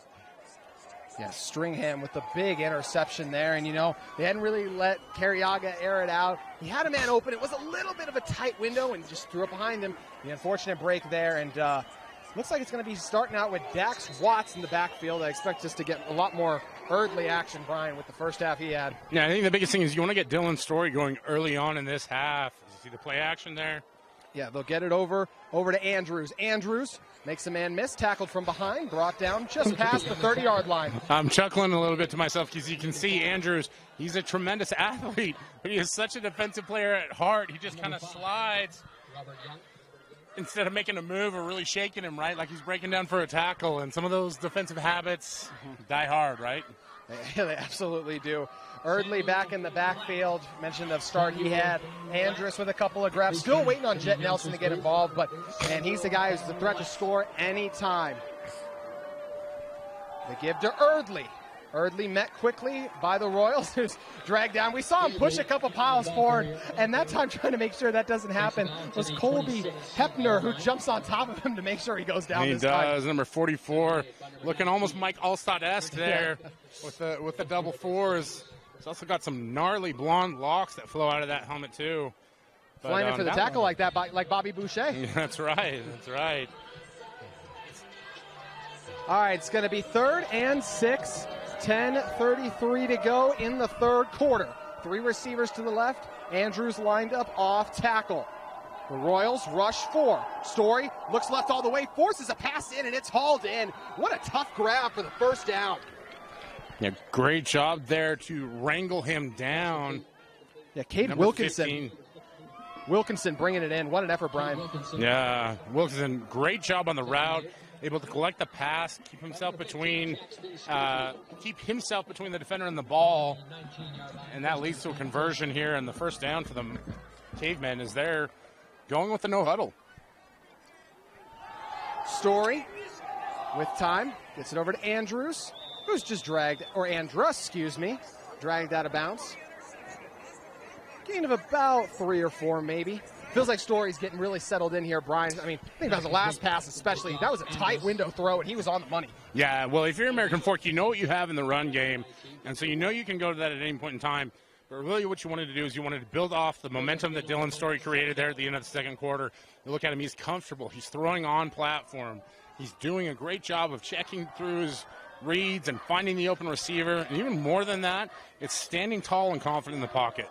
Story gives it to Erdley, follows his blockers, breaks the tackle, has a lane, and he flies through it for the score. Erdley in the end zone once again. Find him his scepter. He is the king of the field. Bring him all the finest meats and cheese in the land. Jacob Erdley, what a run. I'm running out of adjectives here, JT. He has been phenomenal tonight. Everything for the Cavemen in terms of getting them in position. Great to see him finally get that score on the board. Do you got an adjective to describe the performance of the American Fork offensive line? Stout. Stout. I like it. They've been exceptional. Great job pulling right there. Great in the hole. And Erdley, you know, when he's been one-on-one tonight, he's breaking the tackles every time. He's been automatic in that regard. Speaking of automatic, another PAT is through. 28-7, 10:06 to go. It's been all Cavemen in this one, but the Royals, with a lot of time left, don't go anywhere. You're watching KSL Sports Rewind. 28-7, American Fork continues to show out here at Roy High School. What's impressed you so far about this American Fork offense, Brian? Well, a lot of it is up front with the offensive line. They're doing a great job of opening those holes. But my list starts and ends with Jacob Erdley, and he has been phenomenal tonight. He's found every hole, his momentum, his ability to stay balanced when he's running the ball, and just powerfully running it in. Kick is up. The explosive Robert Young with it. Young crosses the 20, but is dropped quickly after. Robert Young on the return. You mentioned Erdley, but I want to go back to a little bit of a discussion I had earlier this week with one of the members of the coaching staff with American Fork and Coach Gaisford, and he just talked to me about Dylan Story overall, just talking about how he's the guy who's run this type of offense since 5th grade. But, you know, last year, transfers over from Pleasant Grove. It's his first year, not really familiar with the personnel, so still getting comfortable, acclimated overall, and he is a guy who's a pure pocket passer who will run the play, go through his progressions, and get the ball out quickly. He's RPO savvy. We've seen that tonight overall. Has that experience, and just the QB room overall and the relationship they have with offensive coordinator Micah Hunsker has made the difference as well. It really has, and you know, you love to see that kind of performance and that growth in game. Check down is open, charging ahead, and diving, able to get the first down was Cove Rodriguez. And Rodriguez, a thick player, able to get out in the flat there. Caught some damage as he runs on the kind of a little slip screen action there, a little swing screen. Not sure exactly what to call that. That's the best part about football is it seems to evolve every single year, and there's something new that pops up that I don't know about. So we see Cariaga come back in here. Not a great start to his first drive, but see if he can get this Roy offense back on the board. Yeah, moves the chains. We mentioned no points scored since that very first drive. Carriaga. They set up the screen. They go right back to Rodriguez, and Rodriguez runs into his own teammates. Well, I tell you what, that was our guy Davis Andrews coming downhill in a hurry. Offensive lineman not able to get a paw on him. Not surprisingly, it's not a fair fight. It's not. And to your point, now it'll be 2nd and 10. Looks like a no gainer on the play overall. But, this American Fork defense got gashed, right? 2 back-to-back big explosive plays in the first week. You get down on yourself a little bit, but they've really come together, Brian. And it's just been remarkable to watch the performance. It really has. And, I think really what we're seeing right now is just 2 programs that are on the cusp of being great programs here, and you're seeing performances from a lot of the stars tonight. You're also seeing some growth and the emergence of some new stars as well. Carriaga's got to get rid of it, and he does in time, but it's hauled in by Sella, but not before he's dropped for a loss of maybe 7, Brian. Yeah, and you see Carriaga trying to hold on to the ball there and draw the defense to him, but American Fork was never fooled from the start of that. Sella gets taken down, and Roy is in deep territory here. Not looking good for conversion. Another credit to this American Fork defense as well, Brian, is Carriaga. When he first got in there, he posed some problems for them. We saw him move the chains with his legs. He had a couple of huge gashing runs, but ever since then, they've been able to contain him. Well, yeah, and they really haven't run the ball a lot with him in the second half here. Down 3 scores, you have to throw the ball. But the other part of it, too, is what he can do in the run game. It's what he's got to do in the pass game that really has to take over here. Is American Fork is really, well, we'll see a draw play here, but yeah, he's going to try to run it. Breaks a few tackles. 3rd and 17 will become 4th and semi-manageable. That ball poked out very late, but Arroyo quick to jump on it after. Still going to be about 4th and 8 deep in your own territory, and we're going to see the punt unit run on the field, Brian. Yeah, and we've seen Colby Froker do a good job in the punt game tonight outside of the one low snap where he was able to handle it. They just weren't able to get the punt off. Look, at that point in time, there's not a lot you can draw up for 3rd and 20. And so Roy does a good job of getting some yardage, allowing them to flip the field. But now you're putting that defense in another hole tonight. They've already been on the field a lot. They're down 3 scores. They've got a lot of work ahead of them. If you're Roy, you really need to start executing offensively. One thing, speaking of execution, the Forker just continues to boom the ball. And this one is going to be a phenomenal punt as it takes a great roar bounce. Will they be able to get there in time? No, they will not. Goodness. Oh, I think they thought it was going to stop a little sooner, so they slowed down a little bit, and would have been a great chance to down him on the 1. Said this drive will start at the 20. But, man, I tell you what, if Moose Bingham was in here right now, Brian, he would be going nuts over the performance we've seen from Forker. Yeah, I'm sure he would. But on that occasion, just a case of the old cliche, out-kicking the coverage. It doesn't take a Moose Bingham to see that was a phenomenal kick. And Froker has been an absolute weapon for Roy in that game. Just unfortunately, his coverage team not able to keep up with him there. And look, they still were able to flip the field. American Fork has to start on the 20-yard line. That's an impressive. I think it was almost, a 50-yard kick? I think it was, yeah. Even with the touchback. You're right, even with the touchback, man. Yeah. I don't often giggle because of a punt, but man. Yeah. That was special. And we'll see. He's done it time and time again. And we'll see what Story's able to do here. 4-man front. We'll see what the story is with Dylan. Right there, it's a loss of yardage as they get it out quickly over to Jacob Dean. Nice job on the tackle over there by Cole West. On the coverage, driven out of bounds. Lost back to the. One thing, if you would have told me American Fork would be leading by 20, I would assume that Jelton Nelson has at least had 1 or 2 big plays. It's been close a little bit, but it does speak to the emergence we've seen from Davis Andrews at the receiver position and just how, Eardley especially has dominated. In fact, we'll see if they give him the ball here. Instead, Story steps up in the pocket, going to try to rush it, shakes off a tackle, has one to beat in space, makes another man miss, and going to be pushed out just before the first. But what an effort by Dylan Story. Love seeing him get out of the side of the pocket and use his legs to make a not quite a conversion, but get a positive net yards there on that play. But I'm going to give some credit to the offensive line for American Fork on that one. Great protection, allowed him plenty of opportunity and plenty of space to work with. They have done a phenomenal job tonight. Mostly kept Dylan Story out of trouble. A lot of bodies close to the line. They'll give it to Eardley. Eardley able to get another first down. Easy short yardage conversion there. Looked like they went with the power play some good old-fashioned gap blocking. And American Fork, again, that offense started on the 20. They're already threatening to cross midfield. You talk about Jet Nelson, JT, he's had opportunities tonight, right? Just bobbled one pass, and I'm able to get the full conversion on another. Go back to Erdley on the ground. Great push by the Cavemen's offensive front. Leads to another huge gain on first down. Yeah, it really was. And that one was just another one straight into the teeth of the defense. You know, Erdley doesn't really wow you with his speed or his agility, but he really does hit the hole hard. And once he gets that momentum going, he's incredibly difficult to tackle. Be 2nd and 2 from the 42. 5:50 to go in our third quarter. Erdley remains by Story's side in the backfield. Story tries to get it over the outside, is able to do so, and able to keep his feet and get a first down way over there, as I'm trying to identify the number, way out there. It was number 10. And that is going to be Mason Hollow. Driven out of bounds. Yeah. You know, there's a lot of receivers for this American Fork team, Brian. They really go through a lot of guys. We've seen Maximo Edwards, we've seen Allen catch a few balls, and I think that's really the story of Dylan's story, is that he's gotten the ball to his playmakers tonight, and it's been a complete and total team effort on the offensive side of the ball as Roy. Oh, that's one of those ones where you're fighting so hard. This defense has been so competitive, JT. I know. And they just get caught looking. They got caught with their hands in the cookie jar, and I get it. Because if it was Mama Worcestershires cookies, woo, that's a cookie jar I'd be in often. Oh. Hey, you know, give credit to Story as well, Brian. You were the called it earlier about how exceptional his hard counts were. You said you've been hearing them from up here.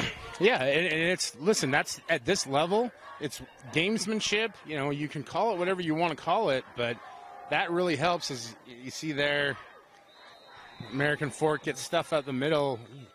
You know, we haven't called Andrus' name a ton in the blocking game. He's done a really great job of setting the edge for American Fork. On that one, got caught a little bit high. But we don't often talk about how important tight ends are in the run game. And we always love to see the highlight catches and everything like that. And he took some big licks early. He's been really, really versatile for American Fork tonight. You mentioned how hard this Roy front is competing, able to stand up Erdley that time there. 4:30 to go in the third. 2nd and 5 from the 50. Story, 4-man rush. Got a clean pocket, and it's deflected. Beautiful pass breakup that time by Schaffenauer.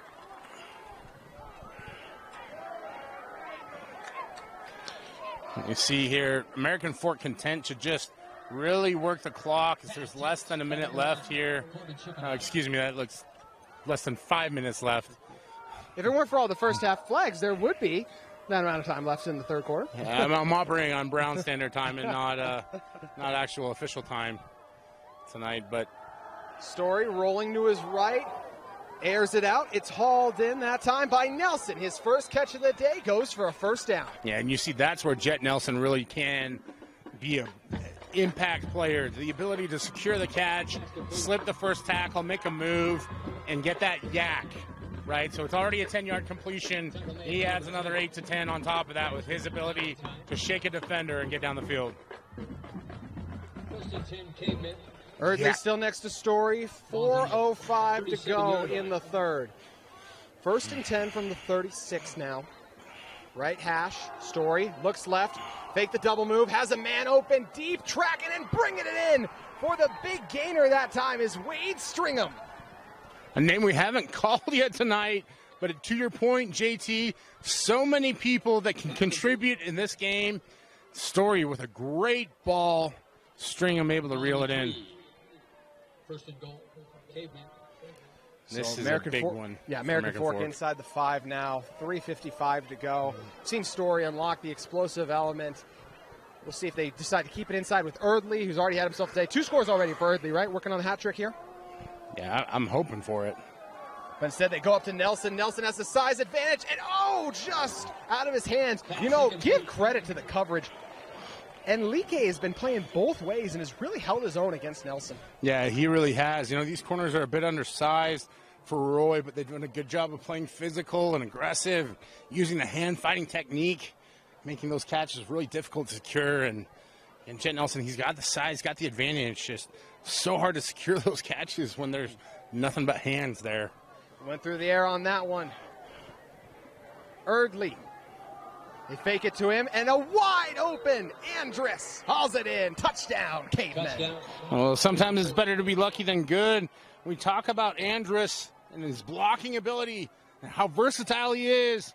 You see Josh Andrus line up in the slot there, I believe, able to catch the ball. He was wide open on that one. And Roy just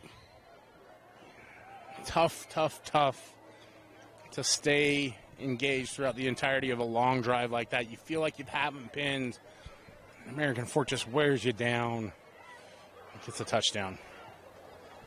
PAT makes it 35-7. The Cavemen continue to crush it in their season opening game out here in Roy. The Roy Royals set to get the ball now after another American Fork touchdown, 35-7 with 3:37 to go in our third quarter. Sun is pretty much gone now on the first full night of high school football. Young with another opportunity to return it. He gets across the 20. Young finds a crease, breaking free. Robert Young, a nasty stiff arm. Young finally dragged down from behind, just past the 45 of now in American Fork territory. And correct me if I'm wrong, Brian, what a tackle there by Segura, I think it was, to save a touchdown. Yeah, definitely a touchdown-saving tackle, but even more impressive, rumble, young man, rumble. As he crosses the 50, puts Roy in threatening field position for the first time. That's a huge momentum play. Roy needs more of that if they're going to get back into this one, down 28. Yeah, I believe it actually might have been Bourgeois on the tackle there, so I misspoke earlier. But either way, a phenomenal effort to save it. And you just see why Young is so explosive. It's not easy to rush for 200 yards in the state and have over 200 yards receiving. He's one of the guys who's done that, as we highlighted earlier. And you see why with special plays like that. Be interested to see if they try to continue to get him involved in the offense. Drew Gardner back in the shotgun here. Snyder flanking him. They'll give it to Snyder. Gain of maybe a yard. Well, and you see the teeth of that American Fork defense able to hold Snyder up. There was a nice little hole there on the backside. Just couldn't quite get through the cutback lane, and what could have been a big gain is only a 2-yard gain, and that's kind of been the story of this American Fork defense, right? Bend but don't break. Second and 10 from the 44 with under 3 to play in the third quarter. Gardner, blitz comes through. He's able to escape it. Exceptional protection. Gardner keeping his eyes peeled downfield. Opts for the pump fake. Gains about a yard and had to work hard to get that even. Yeah, he was trying real hard to get a receiver to get open there, but just too much traffic. American Fork playing it safe, dropping a lot of guys back into coverage, confident that they can get sideline to sideline with their linebacking core, and they did on that play. Gardner wisely runs out of bounds. Lives to play another play. 35-7 with 2:41 to go. Gardner on 3rd and 9. Young gave this offense life with his return. Gardner trying to capitalize on it here. The QB keeper straight ahead, and he's got, it's close if he got the first or not. I believe, it's right on the line, Brian. What do you think? Yeah, it looks like where they have him spotted, he's just going to be a yard short. But a nice play call there is Roy able to pick up 8 when they needed 9. And again, that's almost 4-down territory for you when you're inside the 40. On the keeper.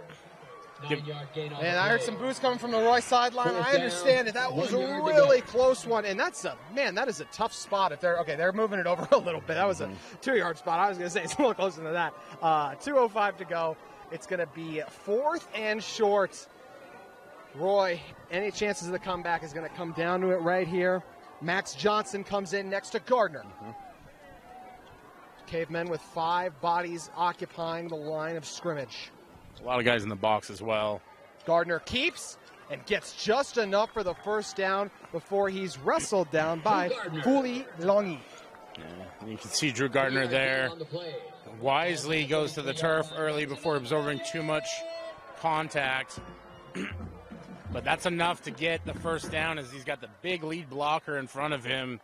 And now the Royals are in great position to get a touchdown here, JT. They need it too. You mentioned they kind of had to abandon the quarterback run game early just because of the score and what it's become. Against a lot of the 5A teams and the ones in their region, it's going to be hard to stop, Brian. Yeah, this is an offense that's very potent, and I think the biggest problem is we just never saw them find enough rhythm. Oh, no. Ooh. Dropped interception, tried to set up the quick slant, miscommunication that time, nearly resulted in an interception for Ocean Bishop. What goes through his hands also could be Luke Higbee. We got 2 number 15s on my roster. Second down. I believe that's Ocean Bishop there at the corner position, and we haven't called a lot, but listen, this American Fork defense has been nails. And I talk about Roy hasn't been able to get in a rhythm. You have to give the Cavemen credit for that, right? Some of it may be going to the dual quarterback system, but I think a lot of it is American Fork making adjustments in terms of not allowing Roy to break open those big plays. And they've really limited the Royals tonight. 2nd and 10 from the 33. Gardner, 3-man rush. And it's batted at the line. This Cavemen front just continues to bring it. Blake Jensen with the deflection. Boy, Jensen with the deflection. Fuilongi laying some lumber out there. Timber, young man Timber, bringing some heat.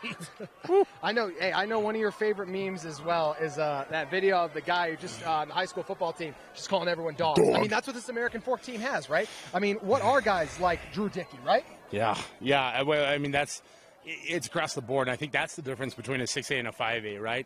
Here on a 6A American Fork squad, you have absolute dogs at every position, not a lot of weakness. And with a team like Roy, you've got some guys who really fight and compete and just don't have the same size. Exceptional blitz that time by the Cavemen. Roy unable to pick it up, thus forcing the incompletion. It will be 4th and 10. What do you think the key is for Roy's aerial offense to get on track going forward this season, Brian? Well, I think a lot of it is finding that rhythm, right? You mentioned, JT, that they've done a great job in the QB run game. So how do you find the balance between the run game and the pass game? Right now, American Fork playing a little bit passively defensively. They are applying pressure, but they're not really forcing the issue, content with letting Roy attack different areas of the field. And on that one, it's just about Drew Gardner settling in. We talk a lot about throwing on platform, and what that means is just being sound in your base, being solid with your feet. Gardner, 4th and 10, closing in. He's got to get rid of it. Somehow keeps his feet alive. Gets tripped up at the very last second. Exceptional diving tackle by Lucas Segura. But unfortunately, we have a flag, and there is an injury on the field. Yeah, there's a flag, and the injury, I think, going to coincide here is I think we're going to get a blindside block. I have a hard time with that one because it's a player that's in pursuit of the quarterback, and he's coming back into the offensive lineman. The biggest thing that you worry about is you want to make sure that Blake Jensen's okay as he wanders off the field here with help. But, boy, for Roy, that's a heartbreak effort from what you thought was some hope, and just not able to get what they need in terms of a conversion, and salt in the wound with the penalty as well. American Fork's offense making their way onto the field, and just to your point as well, we hope Jensen is okay because between Jensen, Drew Dickey, and then Waki Fuilongi, I mean, this is a defensive line that's going to be a force to be reckoned with this season, which in order to survive in the new Region 3, you have to have, Brian. It is, and I think it's going to be a region where you're going to see at least everybody get one loss just because it is so competitive and so deep. And for American Fork, they haven't played perfect tonight, but you can see what they want to do, right? They want to play complete team football. They want everybody to be sound assignment-wise, and hope Blake Jensen's okay on that one because he's such a great player. And this is a full contact sport, JT. There's a reason why these guys wear pads, and you just hate seeing him. Watts gets about 2 or 3 on the carry, and you do hate to see it happen. And, we're talking about these regions overall. The UHSA did do their latest installment of the realignment, so shook up the regions a little bit. Region 4 was the most formidable region in the state for the past few years. I'd probably give that designation to the new look Region 3 right now, even with the departure of Corner Canyon. When you look at American Fork, Lehigh, Lone Peak, Pleasant Grove, Skyridge, and Westlake, Brian. Yeah, Westlake should be a program that's on the rise. I think Coach Arnold Ale is doing a good job with that one, keeping guys in the program. They've got some really talented players on the defensive side of the football, and that's really where they're hanging their hat. The culture there is being built. I don't know that Westlake's going to come out of that region as champs. But, you know, that's a really hard thing, and that's a program that's, I think, on the rise. And the biggest thing is Coach Ale has everybody in that community excited as this clock runs down here in the third quarter. The American Fork Cavemen are excited about their 35-7 lead after 3. We got one more to play. Stay with us on KSL Sports Rewind. Past the end of the third quarter.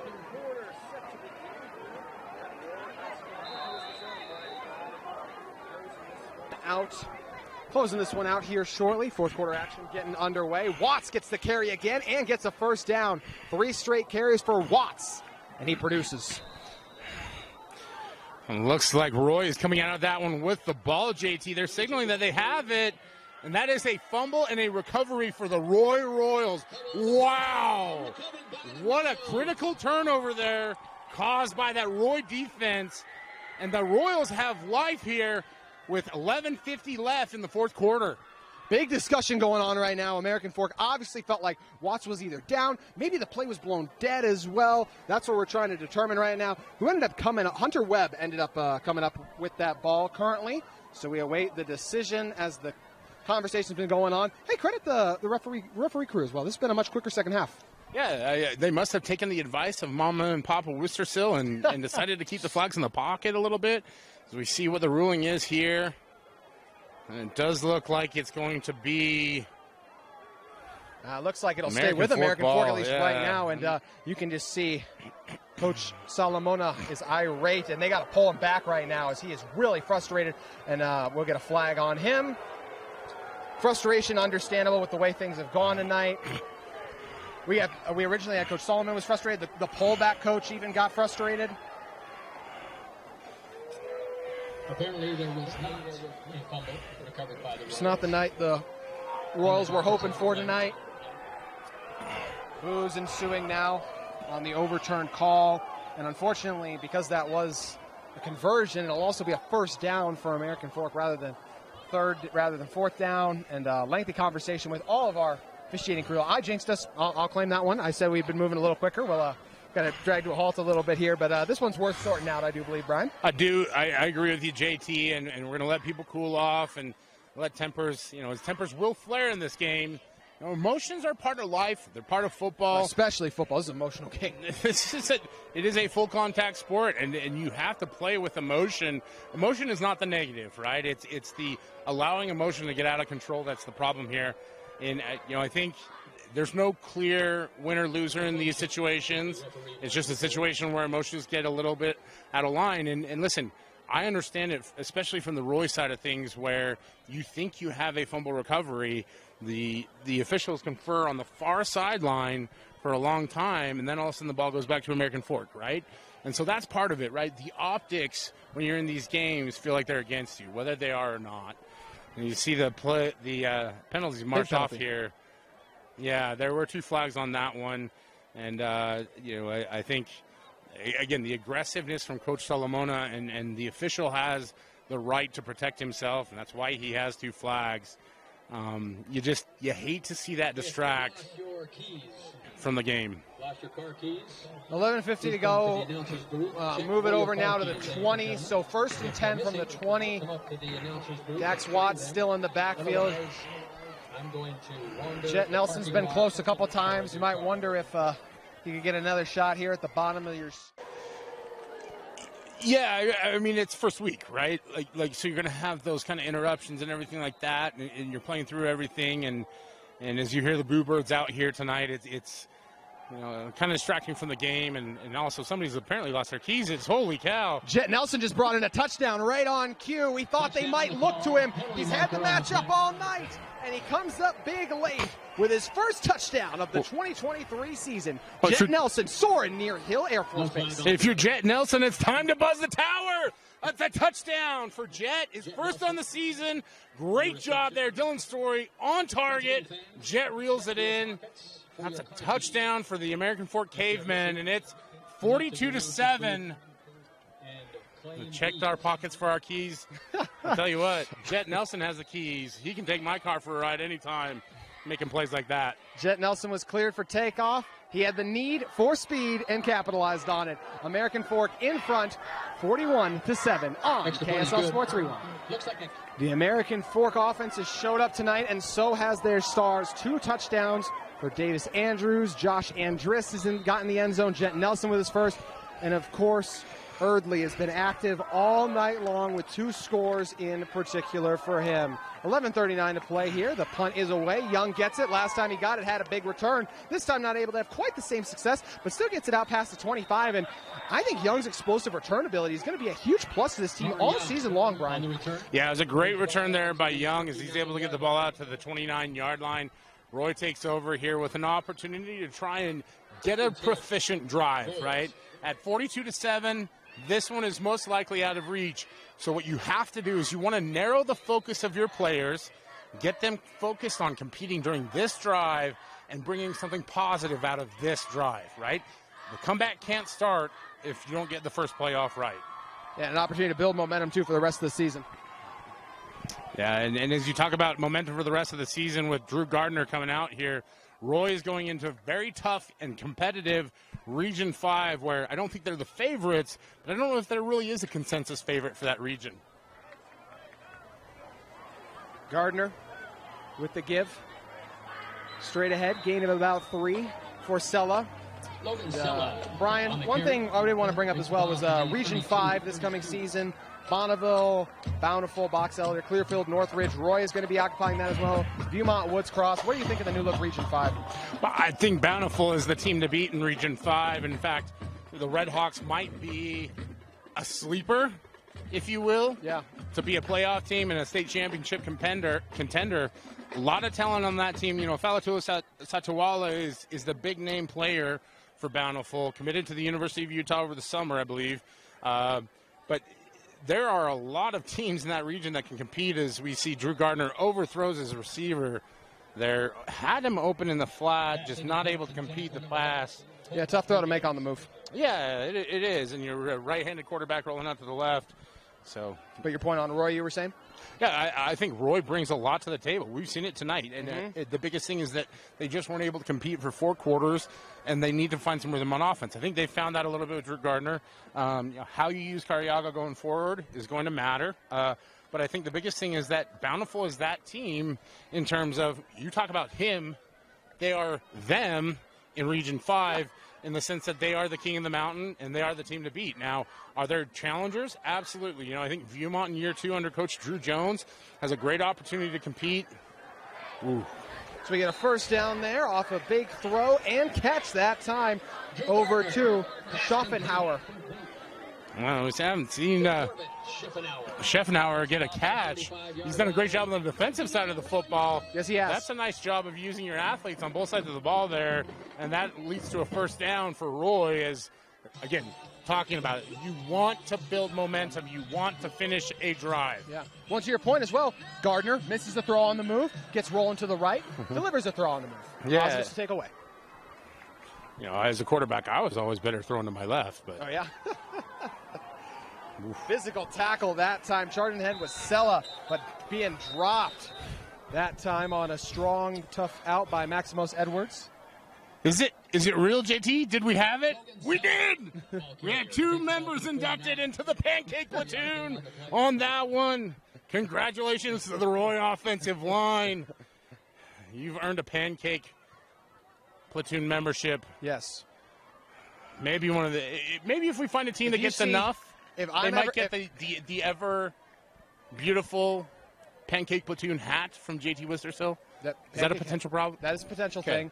As they give it to Young this time, he's dragged out from behind. I'll say this: if we ever give out the Pancake Platoon at any point this season, if somehow I'm ever at a place where OPH, whatever breakfast spot you want to name, you come up and find me, and you got a pancake this season, I'll pay for your pancake. I have no problem saying that. We're up in Davis County, so I'm going to shout out Criddles Cafe. There you go. Up there in Ogden. So if you want some pancakes, go get some pancakes tomorrow morning from Criddles. Great breakfast places in our state, but love seeing those pancakes, even in late games where the score's a little lopsided. 3rd and 6, 7:15 to go. Ball on the 49. Roy looking for consecutive first downs. Motion Rodriguez across, fakes it to him. Gardner on the deep drop. Pesher breaking down on him. Motion's out deep, going to tuck it and run it, and ooh, very close. I think they'll just have enough for the first down, Brian. Yeah, I agree with you on that one, JT, is Drew Gardner managed to scatter for a first down conversion, and you did get your wish. Back-to-back first down conversions. And there's something cooking over here at the Royals. I don't know if it's if it's worthy of the burger bar, but we got something cooking. They're making some moves on offense. Unfortunately, one unfortunate thing we do have to report that our great cameraman Austin did notice for us was Chris Solomon during that interaction was tossed from this game. Brian, what are the implications of that for next week? Are there any? Or? Well, I don't know in terms of suspension because I'm not up to date on what happens when a coach is suspended. We did see a player get ejected from a game last night for using a word that he wasn't supposed to in the Lone Peak Bingham game. And unfortunately, that is an 8-quarter suspension, not able to appeal. It is a terrible rule. I agree with you, Austin, on that one. I wish we had the Austin cam so that folks could see the 2 thumbs down. You said good reactions all night. Mm-hmm. Yeah. People saw us in the booth. I'm looking at you and I'm looking at Austin for confirmations on the reaction. It's led to a great broadcast. So, Dusty, as much as the 3 of us can work together, please make it happen. It's been a lot of fun. Dusty, Vince. Unfortunately, I don't Jeff. know how much we've been on the Red Zone channel in the second half. Not in the second half, no. A few in the first half. Gardner rolls to his right, gives it everything he's got, and it's just going to overshoot his intended target as that time stopping just thought he was already open and was Rodriguez. Also want to go back to play for him. Morris had a great catch on the slant to put them in 3rd and short position. I believe is this 3rd and short, Brian, or will this be 4th and short? This, I think, is 4th and short, but if you heard groans and moans on the broadcast, I apologize. Cove Rodriguez, stick to your routes. And I know he hasn't seen a lot of balls tonight in the sense of, like, they haven't all gotten to where they needed to be. That's one of those ones where you just got to trust yourself. And, I could have had something there. Nevertheless, 3rd and 1 here.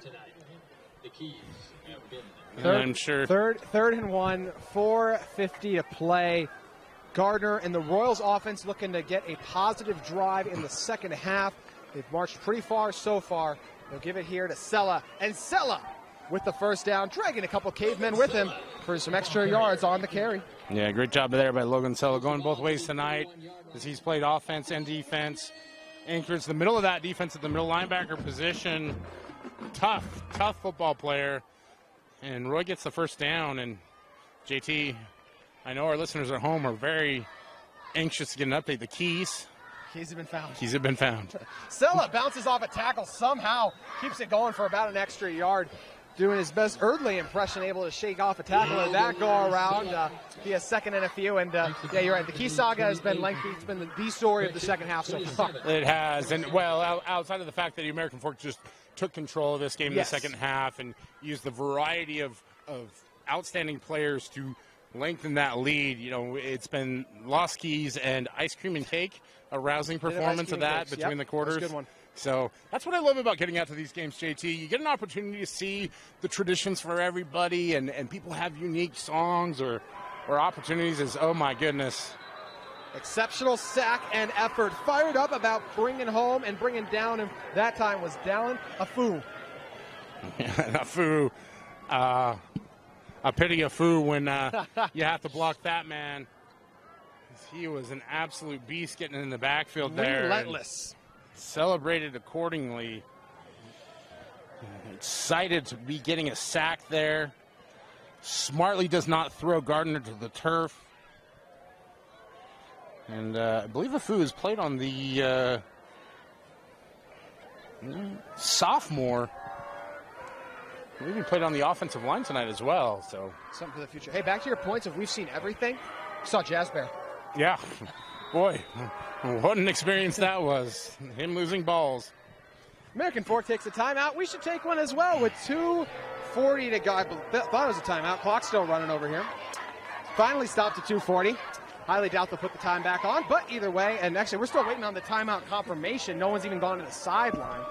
Just got to get one more week 1 wrinkle and just finish this off tonight, Brian. As I said, everybody's going to have tape this week. And have a lot of tape, yes. A lot of laundry list items that we need to check off on that. You and I have a few. We just had a rousing rendition of somebody getting sung happy birthday. Yep. So, excited my tape about. Will, as I'll probably be pronunciation focused. I apologize. 8 points tonight. What are you going to focus on in your game study? You know, I need to be better about keeping it short and not covering over your calls, especially when Jet Nelson is making a spectacular play for a touchdown.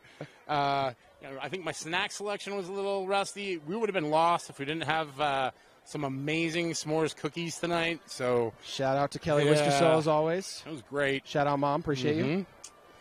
Austin, Appreciate what are you her. going to watch film on? Film. Film? Yeah, he's just going to watch it back. Just study the camera angles for us. He's going to try and use 2 ends of the headphones tonight. So next week. All right, they did roll the clock. 2:35 to go. I still don't think it was a timeout. Yeah, I'm I don't not know really what sure what it happened was. on that. 3rd and 14. Gardner pumps once, resets. Beautiful throw over the middle of the field. It's caught. And still on his feet, spinning out of it, going to the right across the 10, and in for the touchdown in spectacular fashion is Isaiah Morris. Wow! Oh my heart, JT Wistersill! It's a slant route. You think you got him, but not once, not twice, but thrice. He spins out of the tackle and he leaps into the end zone for the touchdown.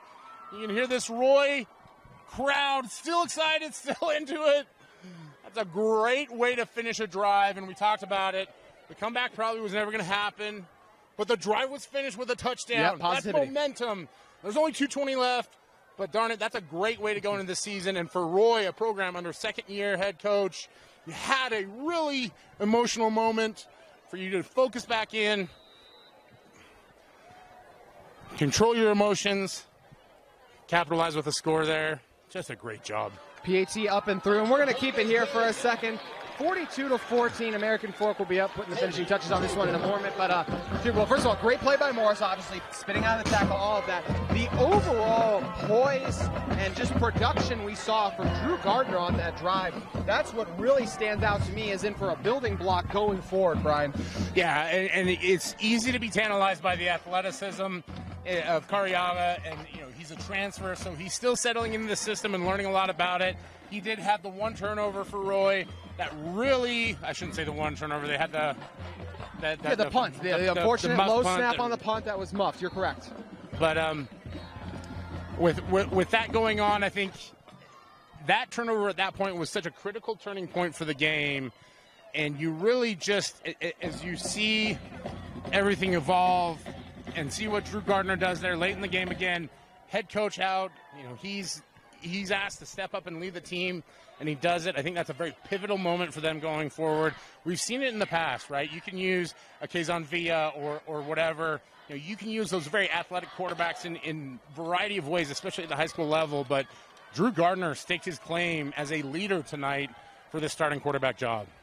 Yeah, whether it was him through the air late, and then you also still have that ability to pose an impressive run threat if you want to with Joseph Cariaga and what he provides with the ample threat of his legs. It's going to be interesting to see how they do in Region 5. 2:20 to go in the fourth quarter, 42-14. Booming punt. Absolutely obliterated into the end zone. And let's look ahead to what they have coming up a little bit. Roy tested on the road. I'm glad they're home tonight because they ain't going to be home for a while, Brian. They go at Fremont, at Weaver, at Clearfield, at Box Elder until they finally host Bonneville. So 4 straight road games. How do you think they're going to handle the adversity of having to play 4 on the road? You're going to get a game against Clearfield in a program that feels like they have enough guys to compete this year, so that's going to be a tough one.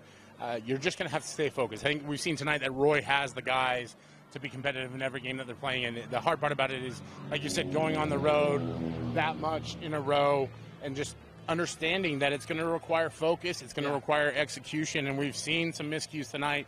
You can't continue those on all 4 of those games. Weber, always a tough environment to play. You and I both mentioned it's one of our favorite views in the state. It's also a very tough program. Coach Jason Anderson does a terrific job up there. They're a younger team, but they have a lot of juice. They absolutely do. Gaiseford now in at quarterback, and that time handed it off to number 47, Prince Afu. 19, Hunter Webb in on the tackle. Webb made the stop, and, to our point about American Fork, they've looked impressive tonight, right? Well, and I would even say maybe they look like one of the 5 best teams in 6A. They will be tested not only just when we get to region play, but with their upcoming schedule. They host Orem coming up who is taking on East tonight. Then they have to travel to West, one of the other strong teams in 5A. They'll go to Rigby, and then they host Bingham. And we know American Fork started off the season 4-0 last year, and then they traveled to Bingham, and everything spiraled out of control for them in that game. It was also a game that Story really struggled in, but a really strong opportunity for this American Fork team to prove themselves and also test themselves against some very stiff competition. You mentioned expectations at the start of the broadcast, and I think they've lived up to those and played up to those expectations tonight. 42 points on the board, did it through the air and on the ground, played very stout, competitive defense, had a turnover. So you look at all that, right? That's momentum going forward. Are you going to be able to sustain your level of play as the competition increases? That's going to be the key for American Fork. It's not about having the guys to compete. You have the guys to compete. It's can you continue to improve throughout the course of the season? Afu and the Cavemen run it again, just around the first down marker. Not sure if it will be a first down. I think they're going to have to run one more play. It'll be close either way. But to your point as well, just about the growth of this American Fork team overall, I mean, I look at some of the stats and numbers for them last year. You got things like Andrus had 254 yards last year. Nelson had 197. Those guys are going to, I mean, Erdley only had 306 yards last year. Those guys are all going to obliterate those statistics coming up. Yeah, there's a lot of potential. And the great part about the high school season is that the week-to-week variance is so high. You know, I think we learned last year that by about week 4, week 5, you kind of have an idea of what you think, who you think might be good and who might not be good, and then week 6, it's going to throw you on your head. But as far as the American Fork Cavemen, it's a great start to the season and an opportunity to really build off of it. If you're the Roy Royals, a lot to be focused on in terms of making corrections, but also some good opportunities there tonight. Who were some of the standout players for you tonight, Brian? I was impressed by Drew Gardner taking over that position of the quarterback position. Robert Young did a great job in the return game. I think he's going to be a very important player for them going forward. On the American Fork side of things, we talked about all night, but I think the biggest one is Jacob Erdley and Erdley. I apologize for the pronunciation if I messed that up. But you're just following your play-by-play guy. Early on, I think I corrected it. It's Erdley. We got it now. But early on, I do apologize because he deserved to have his name pronounced right. He was balling. The biggest thing to know about him is that he was the star of the night. Yep. And he is my player of the game, JT. I don't know about you, but his performance was absolutely stellar. And from what I saw tonight, he should be one of those top running backs in the state candidates. Definitely Erdley would be mine as well. Give a shout-out to Story for his ability to settle in as the course of the game wore on overall. Just really impressed with this American Fork team. And you know what? I don't know if they got any pancakes tonight. Maybe they probably had 1 or 2, and I missed it. But this American Fork offensive line, really rushing-wise, and they kept a Story. They gave him time to go through his progressions. Thought they dominated the line of the scrimmage for majority of the night. And, I mean, what was it? I think Story was sacked once early on a blitz. And other than that, it's clean in the pocket. Flushed him out a couple times there in the second half, right? But for the most part, a pretty clean sheet. And the biggest thing was that they controlled the griddle all night long. So whether they were cooking pancakes, omelets, hash browns, or waffles, it didn't matter. It was that American Fork trench that was in control. They're going to have their hands full with a Region 3 juggernaut in terms of defensive front.